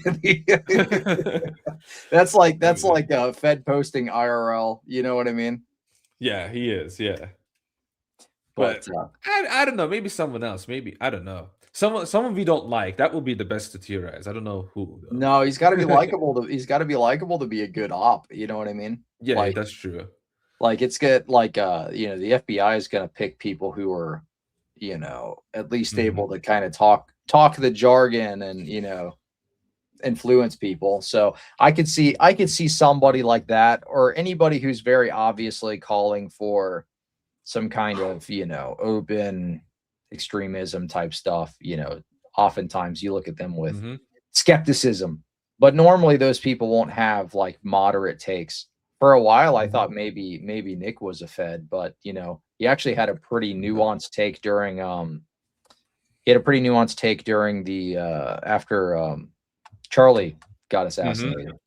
So I was like, oh, maybe he's not, because I remember back when him and Tucker were like pointing the finger at each other, like, no, you're a Fed, no, you're a Fed, no, you're a Fed, and I was like, I don't know, man. One of you has to be at least. It's kind of like. Well, I don't think Tucker is, because I mean he's getting persecuted. He's about to get arrested by the CIA. Yeah. Me personally, I don't know much about Tucker. I don't like the other guy. But that's kind of just my personal opinion. Other than that, like I don't think he's a. Well, I don't like that he's Roman Catholic. So that messes. That forms a big part. That actually forms a big part of my. Yeah. I don't just like every Roman Catholic, but. Yeah, well, it's like, dude, if you're trying to do a Christian nationalist thing and you're like, oh, it's got to be Roman Catholic. I'm like, so you mean it's got to be like. I'm sorry, I have kids in the other room, so I don't want to be too explicit. It's got to be Skittles. Like, is that what you're trying to say? It's not even that. It's just kind of. I mean, it's very. I don't know. Like, I don't want to talk too much smack, because it's like I have this. Like, he's kind of like in this very strange spot for me where I completely and totally understand like nearly everything that he does and says, and like the kind of political purpose he has and his fan base behind it. I just really don't like his fan base. I really dislike his fan base and the kind of like attitude that brews out of it. I think it's just like when you can have like a really good piece of media or like a figure, but like their fan base may completely ruin it for you. That's kind of how it is for me. So I think other than that, he can be really cool, but then also just makes me like just frustrates me to no end. Yeah, I mean, I think he has some decent takes in some areas. His theology is really the biggest hang up. I mean, it's just But like one example of it is like he's talking to Sneeko about like, they don't worship the same God as we do. It's like, are you aware what religion you practice and believe in? Yeah, like, exactly. Do you understand what this is not the Roman Catholic position. That's your position. Well, that's not even what he said. Yeah. He said Muslims worship Satan. So I mean, if his religion says they worship the same God as Muslims, then whoopsie. Oops. Yeah. There's some. So I was going to look at some other clips, and I'd also like you to look at them as well, because that's kind of what I want to do. Just like analyze clips, like some of the stuff that's happening. Have you seen the Doug Wilson clip that's been going around? Yeah. Let's listen to what he says and kind Catholic church bells would be okay, right? Catholic church bells would be okay, but a parade that's kind of a crazy premise. Like he just straight up goes like, yeah, I mean this and that and this, this okay, we can let them have that, but that that has to be it's kind of epic and funny, but it's also kind of insane because he's talking about stuff that Christians have been doing for centuries, like in a parade in honor of the Virgin Mary, carrying an image of the Virgin Mary down Main Street. No, right? So What about the basically Eucharist? What about the Eucharist? What about a Eucharistic procession? That's a new one. I would say probably not. It would depend on what was being done around it, how it was being conducted. But basically, public displays of idolatry, what the Protestant foundation of the law would consider to be idolatry, would not be allowed. So you wouldn't have a Hindu procession with a Hindu god. You wouldn't have a procession of the Virgin Mary. I'll ask your opinion on it. I just want to note something that that is really crazy for me. He talks about like all of this, like this is all idolatry, right? I would like to ask him, like, do you then believe Roman Catholics are Christians or are they not Christians? I mean, this is something that he has to actually answer properly. And if they're not Christians, then the next question is, then since you're a Christian nationalist, then why would you even include Roman Catholics at all? Right? If that's kind of how you view it. It's like that's kind of what came out. Yeah, I think that's a good point. I just don't think he's that serious about his theology. I think he's more a political puppet. Doug Wilson's a Zionist shill, to be completely honest. He was running cover for, he said that what was the Israeli planes that bombed that ship, that US ship, USS Liberty. USS Liberty. He said, "Oh, that was like an accident, no big deal. Like we can't blame Israel for that. They're like our greatest ally. They weren't trying to hit us. They were, they're sweethearts. All this kind of stuff. He like runs cover for them quite often. But this particular instance shows us what I've been saying for a long time. You cannot have Protestant Christian nationalism. You just can't. I mean, it's going to end up in the Reformed camp. If that's the case, well, then guess what? All images are idolatry. You're not going to be able to practice your faith at all. It's going to end up, what we've had Reformed Christian nationalism. We've had it. You know when that was? That was in England when they chopped the king's head off. That was Cromwell, under Cromwell. You know what they did? They banned freaking Christmas. They banned holidays. They destroyed crucifixes. They destroyed icons. They ruined the country. They replaced gosh, what was it? They made their own like council of saints or something, and then everybody quit because they couldn't agree with each other. So I mean, this is the end result of Reformed Christian nationalism. It's already been tried. It's been tried a couple of times, actually. We saw this with the Puritans to a smaller degree in the founding of America. But then look what shortly happened after that. They began to go crazy. They started to burn people alive. They started to persecute other people, like other denominations, quote unquote. The Baptists, so on and so forth. So, I mean, we've seen this multiple times throughout history. You cannot have Reformed Christian nationalism. Reformed Christian nationalism is just Puritanism 2.0, which was the same thing Cromwell did. And and you know what Cromwell did? He chased the Catholics into their church and he burned the freaking church down. So, I mean, this is the same thing over and over and over again. This is the same reason I think you can't have Roman Catholic Christian nationalism, because what did we have when the last time, they were wielding the temporal sword? Well, we lost Constantinople. By the way, Clue, when you came in, someone said this. He's talking to Jew. Why? I mean, being a Jew will be amazing. Oy vey. Imagine you're a Jew. Hold on. You could do everything. I can't even make my nose look big like that. Hold on, wait. Oh yeah, I can. There you go. Yeah, and the forehead, the big forehead. And if you could moisten up your ears a little bit, you could look like Prime Netanyahu. If I go like this, and just like edit the ears to make it like. There you go. Hold on. Oh yeah, that's good. No, you look like Mr. Potato. You gotta do that. You gotta like pull the back over like Beavis and Butthead. What was I gonna? I mean, what was that? There was a clip I posted by that John Kiriakou guy, and he was like, I was being interrogated by Mossad, and they were like this. Are you Jewish? Yeah, Kiriakou is a very Jewish surname. I think. Yeah, not Greek at all. And you know how like Americans will typically like accentuate it. It's like, Kyriakou. Is that your surname, Kyriakou? Is that your surname, Kyriakou? Is that you, Kyriakou?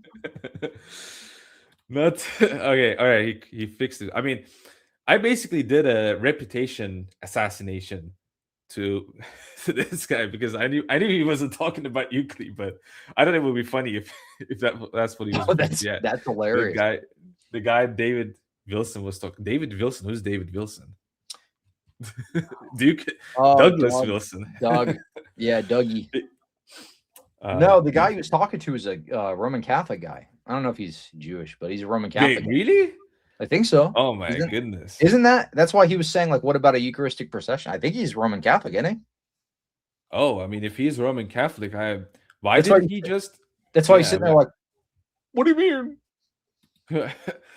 Okay, that's kind of. I mean, on the one hand, if it was me, that will devolve into something completely different, or like any other person. On the other hand, the fact that he was like, he took it silently, like made it so that Doug Wilson will expose himself as the insane guy that he is. So anyway, I mean, that's good on him. It's very smart of him to like just let him speak and just like bury himself deeper and deeper. Yeah, I don't know, man. The Christian nationalism, multi-denominational Christian nationalism thing, I don't think that's ever going to work, really. I think we can work towards maybe having, like, you know, based on shared morals and stuff.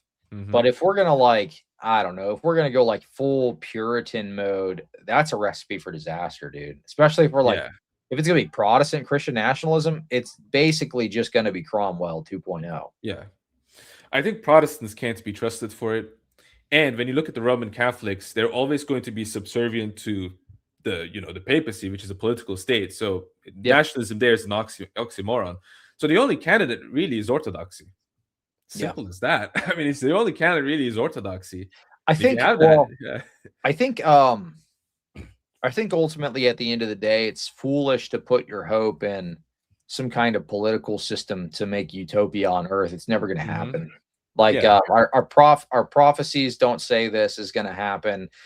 They say that America will be holy, America will be orthodox, but we're gonna have to suffer a lot for that. It doesn't say because we vote the right people in or set up the right system. It's because we're gonna suffer and bleed and die that America will be holy. So I think ultimately at the end of the day, while we should vote for, you know, the best interest of our country and all of this. I think Christian nationalism is ultimately a pipe dream that's not going to be realized until it's realized for us. It doesn't mean we shouldn't try, but, you know. I mean, it will only be realized, I think, if we have more and more Orthodox Christians, generally speaking, because as I said, like Roman Catholicism and Protestantism, I think it's just, as you said, like it's both conceptually and concretely impossible to kind of, if it's something that, like, you know, if it's not an ideology, but more like, you know, it's something that we can aim, like make this place a place that's more livable for Christians. I don't think that will be a bad ideology to have, but that's Christian nationalism, so-called, doesn't really stop there. And I have a video where, like, I do defend it against inspiring philosophy because he had some really insane things to say about it. Yeah. I'm not. I mean, I would. That doesn't mean I fully subscribe to it to the way, like I'm not in the same party with Doug Wilson or people like that at all. Well, I like James Fishback, and he's you know, quote unquote Christian nationalist, but I don't see him as he's very opinionated in and of himself. I don't think he's necessarily going to bend the knee to Rome if they come knocking, asking for a bunch of refugees to be let in so their church can make a bunch of money. I mean, I could be wrong, right? That was the same thing people said about Trump in 2016. You know, that he was he's an outsider or whatever, and now look, he's selling our country to Israel, basically. We've got Pete Hegseth, who is Doug Wilson is Pete Hegseth's pastor, by the way, and Pete Hegseth is a crazy Zionist. He said that this is a holy war that we're in. He's our Secretary of War. He said we're in a holy war for Israel. So we're sending our children to go and die for another country, for an insane blood cult that Doug Wilson is pastoring this basically warmonger that's over our military. Yeah, I mean, I think absolutely. I think there does need to be, like, in the American, we want to call it right wing, or you want to call it conservative faction. I think there absolutely needs to be a civil war against Zionists, because that really is ultimately what brings like actual conservatism. I don't want to talk down. about that on live stream. That'll get me in trouble. No, I'm not talking about like an actual civil Yeah, war. yeah. Rephrase that real quick, because okay, yeah. I'm talking about like kind of just like infighting. That's basically what I'm saying. Not like an actual. That will be bad. I don't endorse civil war. It's horrible. It will be bad. That is not what I meant. So please don't take action against me. That's not what I had in mind. Right. Rough to take two. It's yeah. I mean, I guess I confused because like I was thinking of it like in the Turkish language, and it's just it doesn't have that connotation if you say it like that. So that's kind of what confused me. But yeah, there needs to be an infight within the conservative camp in the United States against Zionism ultimately. Not an actual war, obviously. There's another thing. We can go to the opposite side of the spectrum, which is, you probably know this James Talawhatever guy, who's this like Texas House Democrat, and he's this pastor. He's like totally libtard. He's like pro-abortion, and he like basically argues for a Christian case of abortion. You want to take a look at what he says in his appearance on Joe Rogan for a little bit? Yeah, we can take a look at that. All right, I think that will be excellent. So let's take a look. So one of the things he says is that like this idea to be Christian, you have to be anti-abortion. It's no historical, theological, biblical base for the appearance. Let's listen to what he says. So but let me first speed it up. Get suspicious when anybody, whether it's a televangelist or a politician, tells me that something is central to my faith when Jesus never talks about it. Mm-hmm. To me, that should, I think, ring alarm bells as to what is the agenda here. What is someone trying to get across? And I think if we're looking at the last 40, 50 years, the religious right has made a concerted effort to make homosexuality and abortion the two biggest issues for Christians. And that's because they are. The Southern Baptist Convention was pro-choice until the late 1970s. So this idea that to be a Christian means you have to be... That's an excellent argument against Baptists, I will say. I mean, is that true, by the way? Can we fact check that with true American patriots? Like, did the Southern Baptists really pro-choice until the 70s? That's kind of crazy, actually. I don't know. I don't know if that is true. That might be. That sounds too insane, because it's this. We're talking about the 70s, right? Like, so the 60s and the 50s, the Baptists were pro-choice? I don't believe. I find that really hard to believe. I don't know. I'd have to check into that. Anti-gay and anti-abortion. There really is no historical, theological, biblical basis for that opinion. Well, that's hilarious. There's no. It's okay. So historical. We have tons of canons and church and quotes from the church fathers for like 2nd century, 3rd century, 4th century that say abortion is murder, and those who abort their babies should be treated and judged as if they are murderers. So I don't know what history is talking about, because it cannot be 2nd, 3rd, 1st, 2nd, 3rd, 4th century Christianity. In terms of biblical reality, I mean, the guy that like posted this video, I mean, he already refutes that. Jeremiah 1:5, before I formed you in the womb, I knew you. Before you were born, I set you apart. I appointed you as a prophet to the nations. That's right. It's clearly stating that there's life. Life begins at conception. Anything you want to add on that point? I mean, there's not too much to add. James Talawhatever is a prolific heretic. He's I will say that there was a funny Lutheran, what is it called? Gosh, what are those dudes' names? It's like the Lutheran meme or whatever. I forget the name of the channel, but they did a funny animated short. Lutheran satire? Yes, Lutheran satire. Yeah. Lutheran satire. Yeah, they did a James Talawhatever video like a couple of days ago. It was pretty funny. And it was making fun of his euphemisms here, because he'll say anything other than like, the Bible says you should dismember babies horrifically and kill them and bash them against the rocks. Like he's like, it's like, oh, we should be able to choose, and we respect bodily autonomy. It's like if his euphemism machine broke, you know. So he just tries to bury horrific yeah. stuff with like flowery language. Well, I mean, that's classic. That's classic with people like him. That they just do this all the time. Let's see. I think one of his arguments, we're going to see it here soon, is that pro-choice is Christian because God asked Virgin Mary to give birth to Christ or something like that. When was abortion even invented? Well, there were certainly abortions in the ancient world. There's some. And again, I haven't studied this enough to say this definitively. I think it's very clear that he hasn't studied anything regarding But there are interpretations of certain passages from the Torah where some folks will even say that there is some subtle instructions for how to perform an abortion in the ancient world, certain things to drink, things like that. Yeah, he's talking about the potion thing, but isn't that like completely something entirely different? Like what he's talking about? You know the words he's talking about, right? He's talking about what? Is he talking about in Tobit? No, there's in the Torah, there's like, if there's like a dispute between husband and wife, or like two men and a wife, to like find out whose child it really is, she has to drink a potion if it's bloated to find out like if she's pregnant or not. It was something, I don't have it exactly on my memory, but I think that's what he's referring to. Or the ordeal of bitter waters. Yeah, nobody. Yeah, it's not a Plan B potion. Yeah, exactly.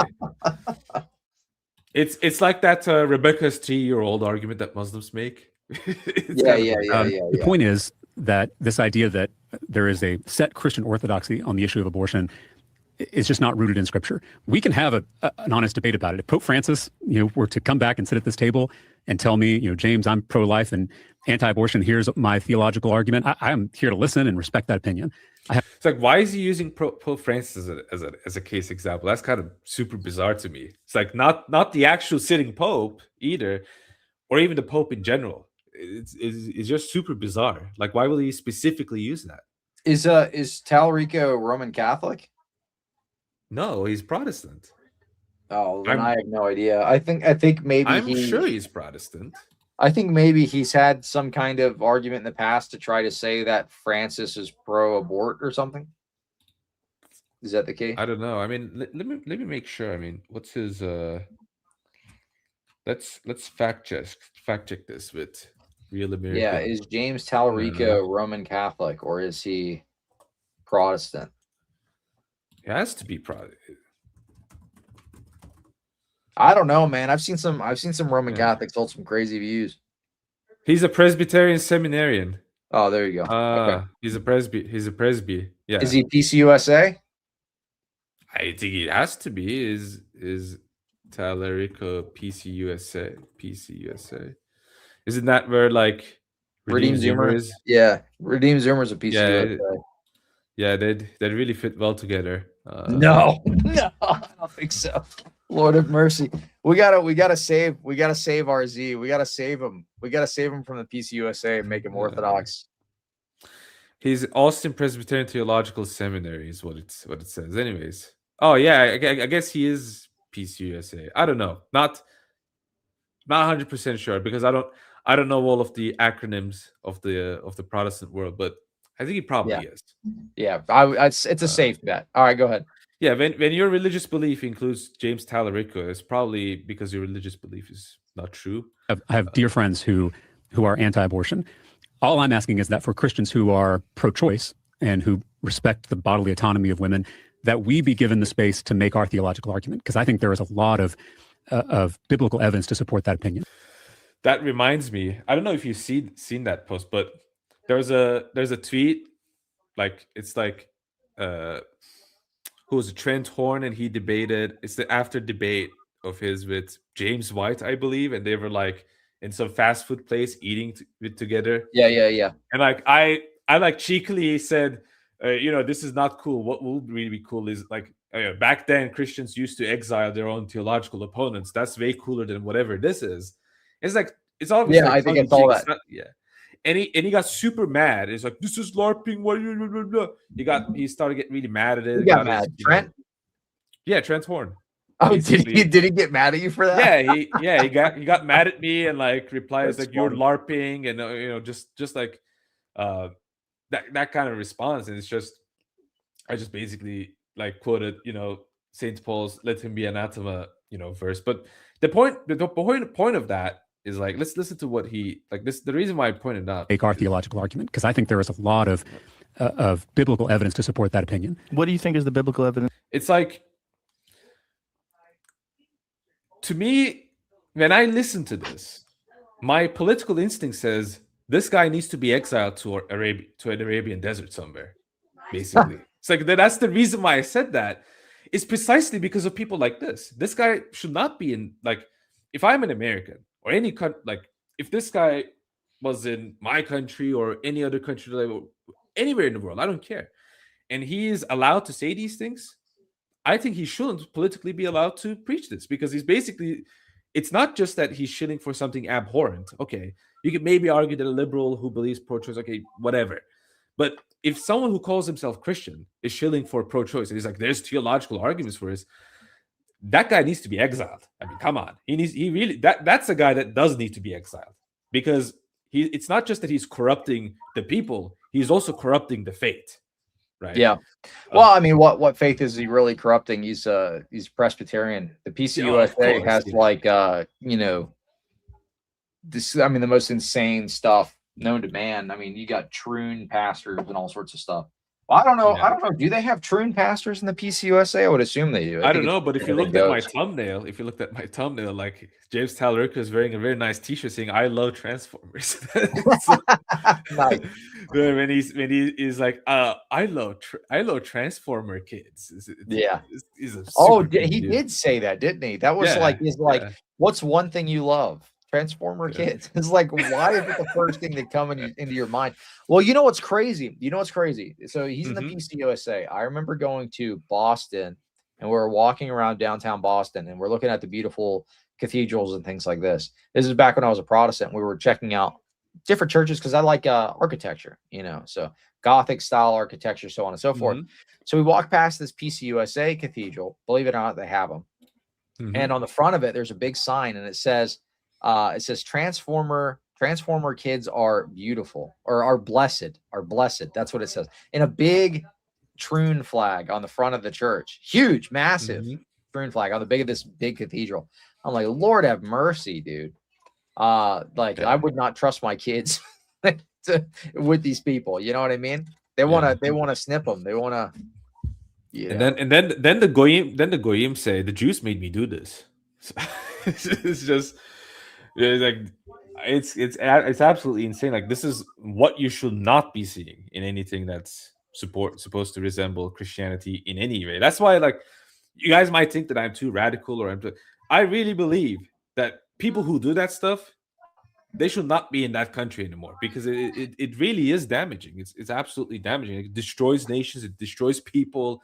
It destroys like civilizations, essentially. And it's for their own good that maybe, in the desert, their mind, their brain might be reattached to their head at some point. I don't know. Of biblical evidence to support that opinion. What do you think is the biblical evidence to support the opinion of being pro-abortion? So one, in Genesis, God creates life by breathing life into the first human being, which we later call Adam. That life starts when you take your first breath, and that is actually the mainline position in Judaism, is that that's when life starts. Then if you think about it from a Christian perspective, something interesting that Jesus does throughout. First of all, he talks about the Old Testament, and then he says, and then if you think from a Christian perspective, implying as if the Old Testament has nothing to do with Christianity. That's, first of all, funny. Secondly, it's like, when the human being takes his first breath, that's when life begins. No, the biblical text, what it's actually saying is that when the soul animates your body, that's when you begin to live.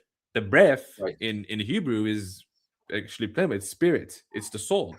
So it's just a complete butchering. And this guy's supposed to be a seminarian.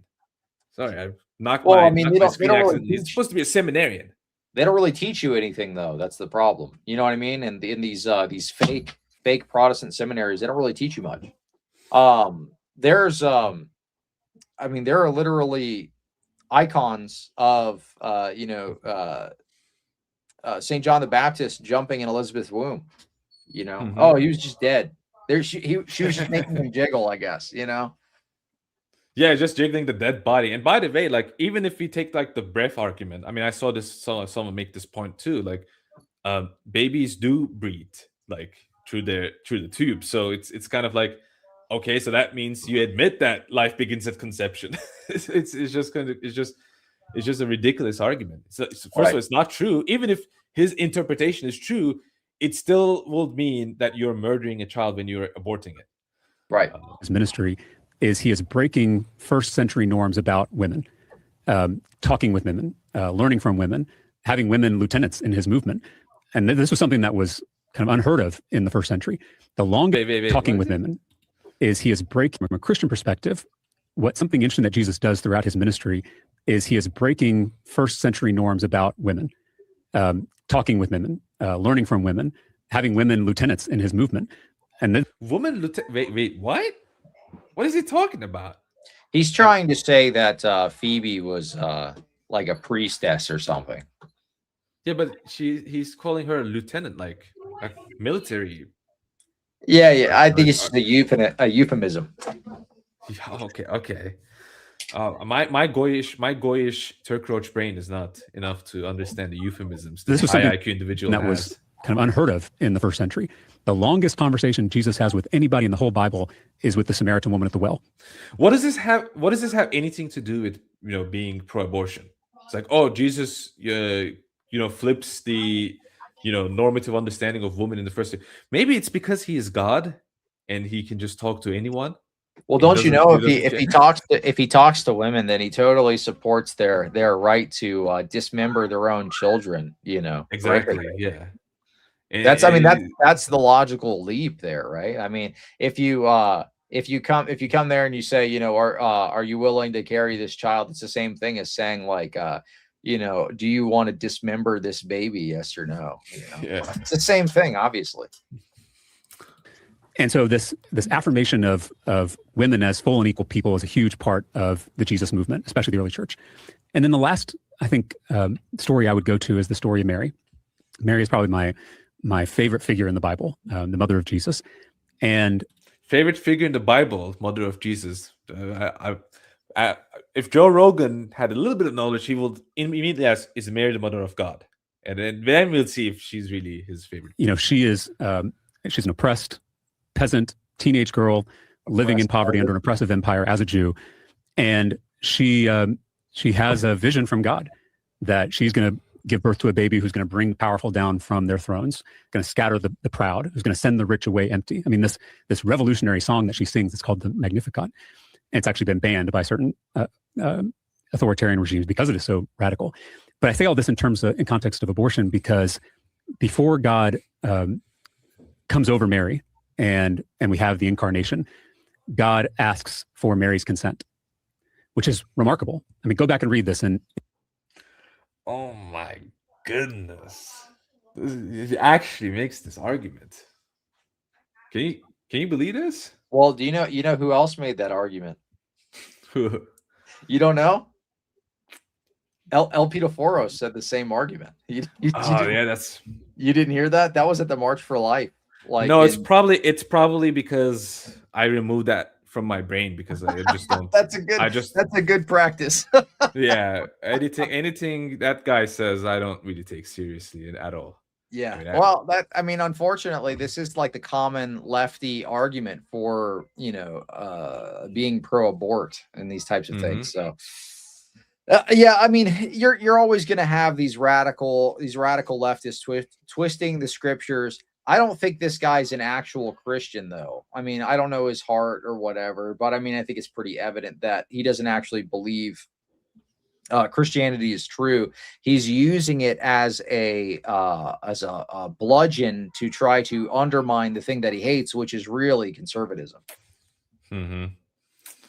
By the way, Alpha Omega said something really interesting. Click on your channel before a stream comes on. I get hit with a pro-Israel ad, and that's exactly what we want to do. It's because I'm here, and I'm No, but another thing to point out. I mean, ads. It's based on your cookies, based on your search history. So I mean, maybe it's because you are pro-Israel. Oh, but I might have also chosen that ad myself because I'm pro-Israel. Which one, though? That's the important question. The true Israel, of course, the church, the Orthodox Church. But I mean, let me ask you a question in that vein. We're talking about Christian nationalism a second ago. Do you think an Orthodox Christian nationalism with our hierarchs at the head, do you think that would be a good thing or a bad thing? Because I personally don't think it would be that great. Like when you say movement, what do you exactly mean?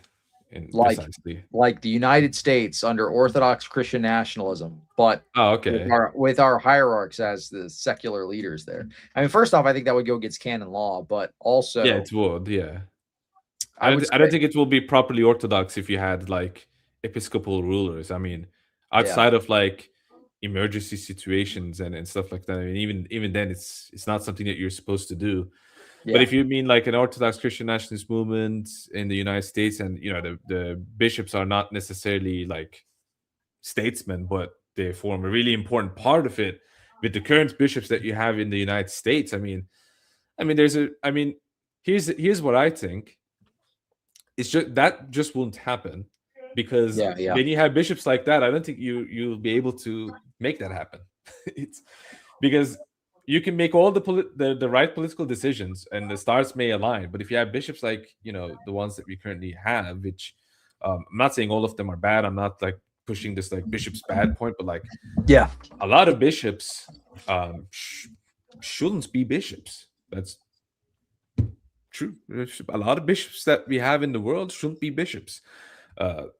So I don't think you will really even accomplish that, and if you manage to accomplish it, I agree, I don't think it will be good, because good bishops are actually very important and needed. Like if you look at the Roman Empire in the 4th, 5th century, bishops, like head bishops, archbishops, patriarchs, they were basically governors too. Like they served the role of a governor of a massive region. I mean, you had the Patriarch of Alexandria, who was basically the governor of the entirety of Egypt, in a sense. I mean, think of that in the religious concept, not like he wasn't like a secular ruler though. Well, yeah, of course, but in a religious context. But he also had, obviously, there was the actual secular governor, but the religious, like in that sense, the religious figure also had, I will say, like secular powers, so to speak, right? Yeah. He wasn't just some like bishop. It's like, oh, you do your job there, I do my job here. No, he was responsible. Like he could galvanize the people for anything that he wants to do. For example, if he wants to tell his people, look, there's this Aryan congregation here, let's pressure them and let's like stop these Aryans, he could just get people put together, and the local governor can't do anything, right? Like stuff like that. So my point is that in like any religious political movement, the religious figures become incredibly important. So if they're not ready and up to the task, it's just not going to work out. That's kind of how I view it. Like if you have like milk toast or lukewarm religious figures, it's the same thing with monarchism. I mean, I believe in monarchy, I support monarchy, but if you have a lukewarm monarchy, like if you have, for example, the monarchy of Norway, if I was a Norwegian person, we just gotta make Jay emperor. That's it. We just gotta make Jay emperor, and it'll be good. Exactly. Gravy, dude. I'd rather have a tasteful, rich Norwegian businessman make him king of Norway instead, not like the guys that are currently there, for example. Sure. So that's kind of how I view it. I mean, I view it as like a bottom-up kind of a thing. I mean, a lot of people think politics is top-down. There's obviously aspects of that, but I think it is really like Orthodox politics is very bottom-up. Like you really need the people to be on, in line with what you're trying to do, what you're trying to accomplish. And when that happens, amazing things happen, I think. And I think the Roman Empire is like the most successful empire in like most of its history is Christian. Like after it became Christian, it existed for more than a millennium. How many empires can you say that for? I mean, the closest you can get to is probably China, but even then, it's like China has its own system. It's you have like the China in general, and then you have kind of like the concrete China, which constantly changes in history. So that's like the only thing that you can compare. But I mean, yeah, it's kind of how I view. I'm not like a big fan of like pushing for that, but to kind of get back to whatever guy, I forgot his name. That's how like unimportant he is to me. Like I want to like remove him from my brain. like this consent argument that he makes. I mean, it's very obvious that first of all, you need to look at like the other view. Like, okay, if God didn't ask the Virgin Mary, like, hey, I'm going to be born by you and come to the world through you, do you accept? The only alternative is, just doing it and like not even telling anyone. And that just doesn't make any sense in general, right? So you need to kind of like allow for a somewhat reasonable alternative to even begin the debate, to make an analogy with abortion, because with getting pregnant, you are making a decision to become pregnant, unless something misfortunate happens to you. We all know what that is about, but even that is not a license to murder your own baby. Yeah, I mean, well, God already knows what her answer will be anyway. Because he exists outside of time. So is he really making a 1-to-1 comparison, like James is saying here, where it's like either have the baby or like dismember the savior of mankind? Is that what you're saying? Is that what God offered Mary? That's well, not. You can either carry this baby or you can dismember, our savior. No, that is not what the passage is saying, dude. Exactly. And it's like, oh yeah, Mary's consent. He's making it seem like the people in the ancient world did not have this concept of consent, and they're just like, you a woman, me like you, me make you pregnant. Like that's kind of how that's not how everyone was like in the ancient world. That's a massive straw man. And as you said, like it's not an analogy. There's too many dissimilarities for it to be a proper analogy. Right. In Luke, I mean, the angel comes down and asks Mary if this is something she wants to do, and she says, "If it is God's will, let it be done. Let it be. Let it happen." So to me, that is an affirmation in one of our most central stories that creation has to be done with consent. You cannot force someone to create. Creation is one of the most sacred acts that we engage in as human beings, but that has to be done with consent. It has to be done with freedom, and to me, that is absolutely consistent with the ministry and life and death. And if this guy was actually consistent, he will basically accept that personal freedom is more important than the life of a human being, right? That's basically actually the logical conclusion of what he's saying, which that's granting that his analogy makes any sense, of course. Yeah, I think he's just reaching. I mean, to be honest, this is some pretty low tier like slop. It's not the first time I've heard somebody say that again, like I mentioned earlier, but this is kind of like the common leftist talking point.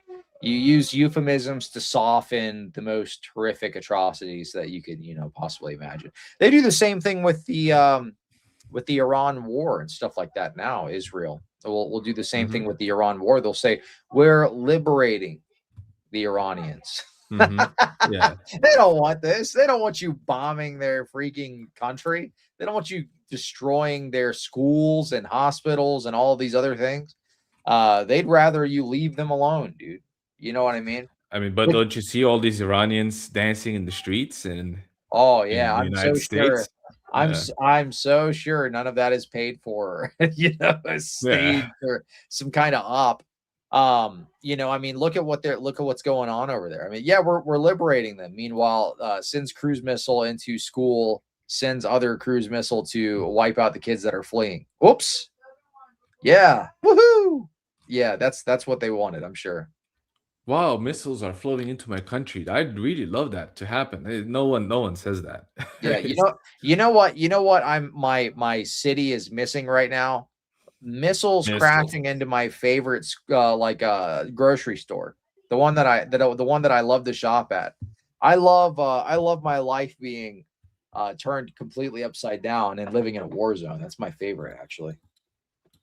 Yeah, and especially if Jews get to benefit from it. That's when I really love it. That's when it's really important. If Jews can get more power, let everything happen. It's exactly, and classic meme. Oh, sorry, go ahead. No, it's just a classic meme. It's like, this rocket was sent by actually a woman. So it's like really it's an inclusive war. Yeah, that's by a black Muslim woman with a hijab. There's a good meme. There is a good meme that I used to use all the time, and it's like this Skittles dude flying a plane is like, let's go, sisters. We're dropping bombs on ISIS. It's like missile lock. It's like, oh no, we're going down. It's so funny, dude. I want to see if I can find that meme. That is a funny meme, dude.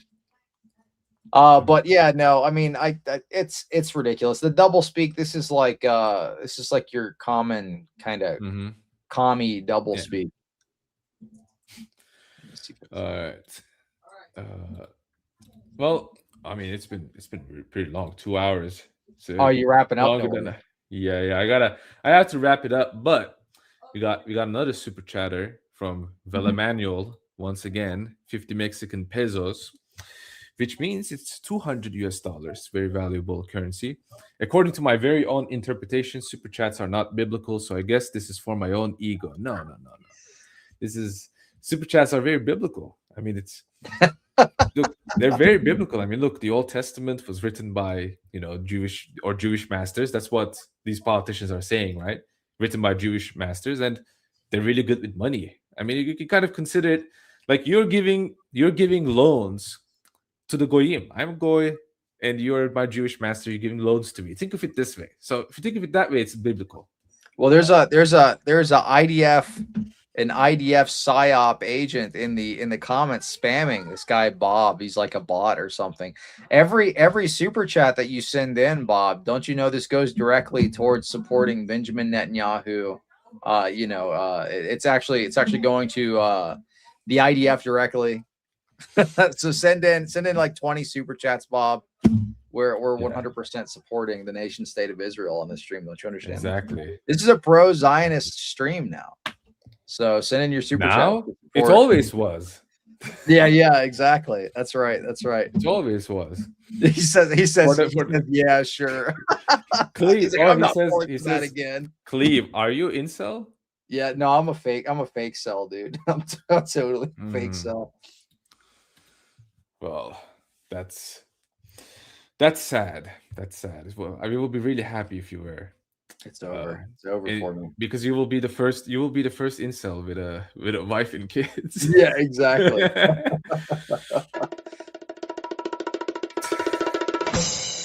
Nice. Exactly. But yeah, man, I really he's asking if I'm an Erdogan supporter. Check my stream with Conrad and you'll see the answer for that. Thanks for coming here, Cleve. I mean, I couldn't do this alone without you. I was losing breath. I'm like, I can't make that joke. No, I will definitely be canceled if I make that joke. I couldn't breathe. Yeah, I have nose. My nose is clogged. I have problems with my nose. It's going to get fixed in the future. I couldn't breathe. So thank you for coming here and giving us dying wisdom. Anything you want to say before I shut the stream off?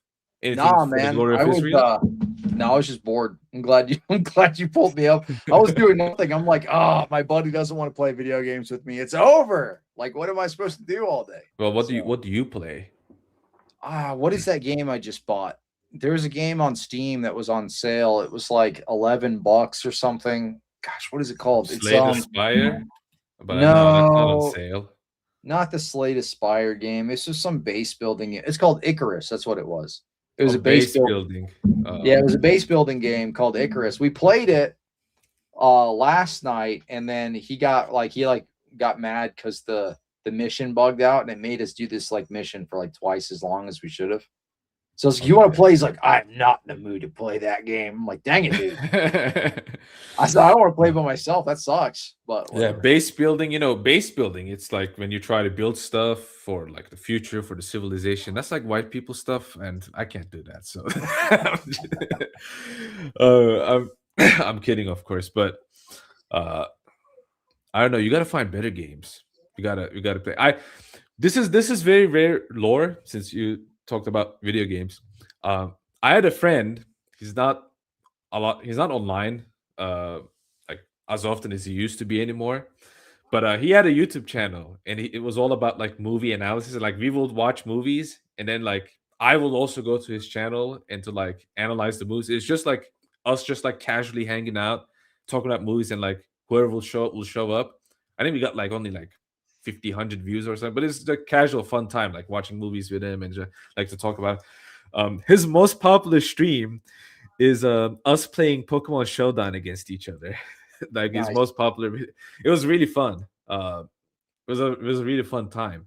But that kind of came to mind. It's been like 4 years since we did that or something like that. Anyways, I miss him. I gotta figure out how to stream games. The last time I tried, I did it on StreamYard and it was all laggy. But like my computer doesn't lag. It was just StreamYard lagged. So I don't know, it was weird. I gotta try it maybe on OBS or something. Yeah, I mean I don't know if people in my channel would like me streaming something. I mean, I have a video where like I did a speed run of a game, recorded that, and then talked about something else entirely. But that was only because I was really good at the game. So I was like, oh well, I'll just put this, and it's short, and what I'll talk about is short as well. But I don't know. It's I don't know, maybe something in the future. Anyways, thank you for coming to the stream and thank you for watching this, everyone.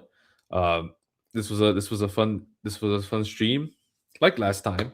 And as I said, thank you, Cleve, for coming here. I'll see all of you next time. Take care and goodbye. Thank you all for listening and just being here. Goodbye.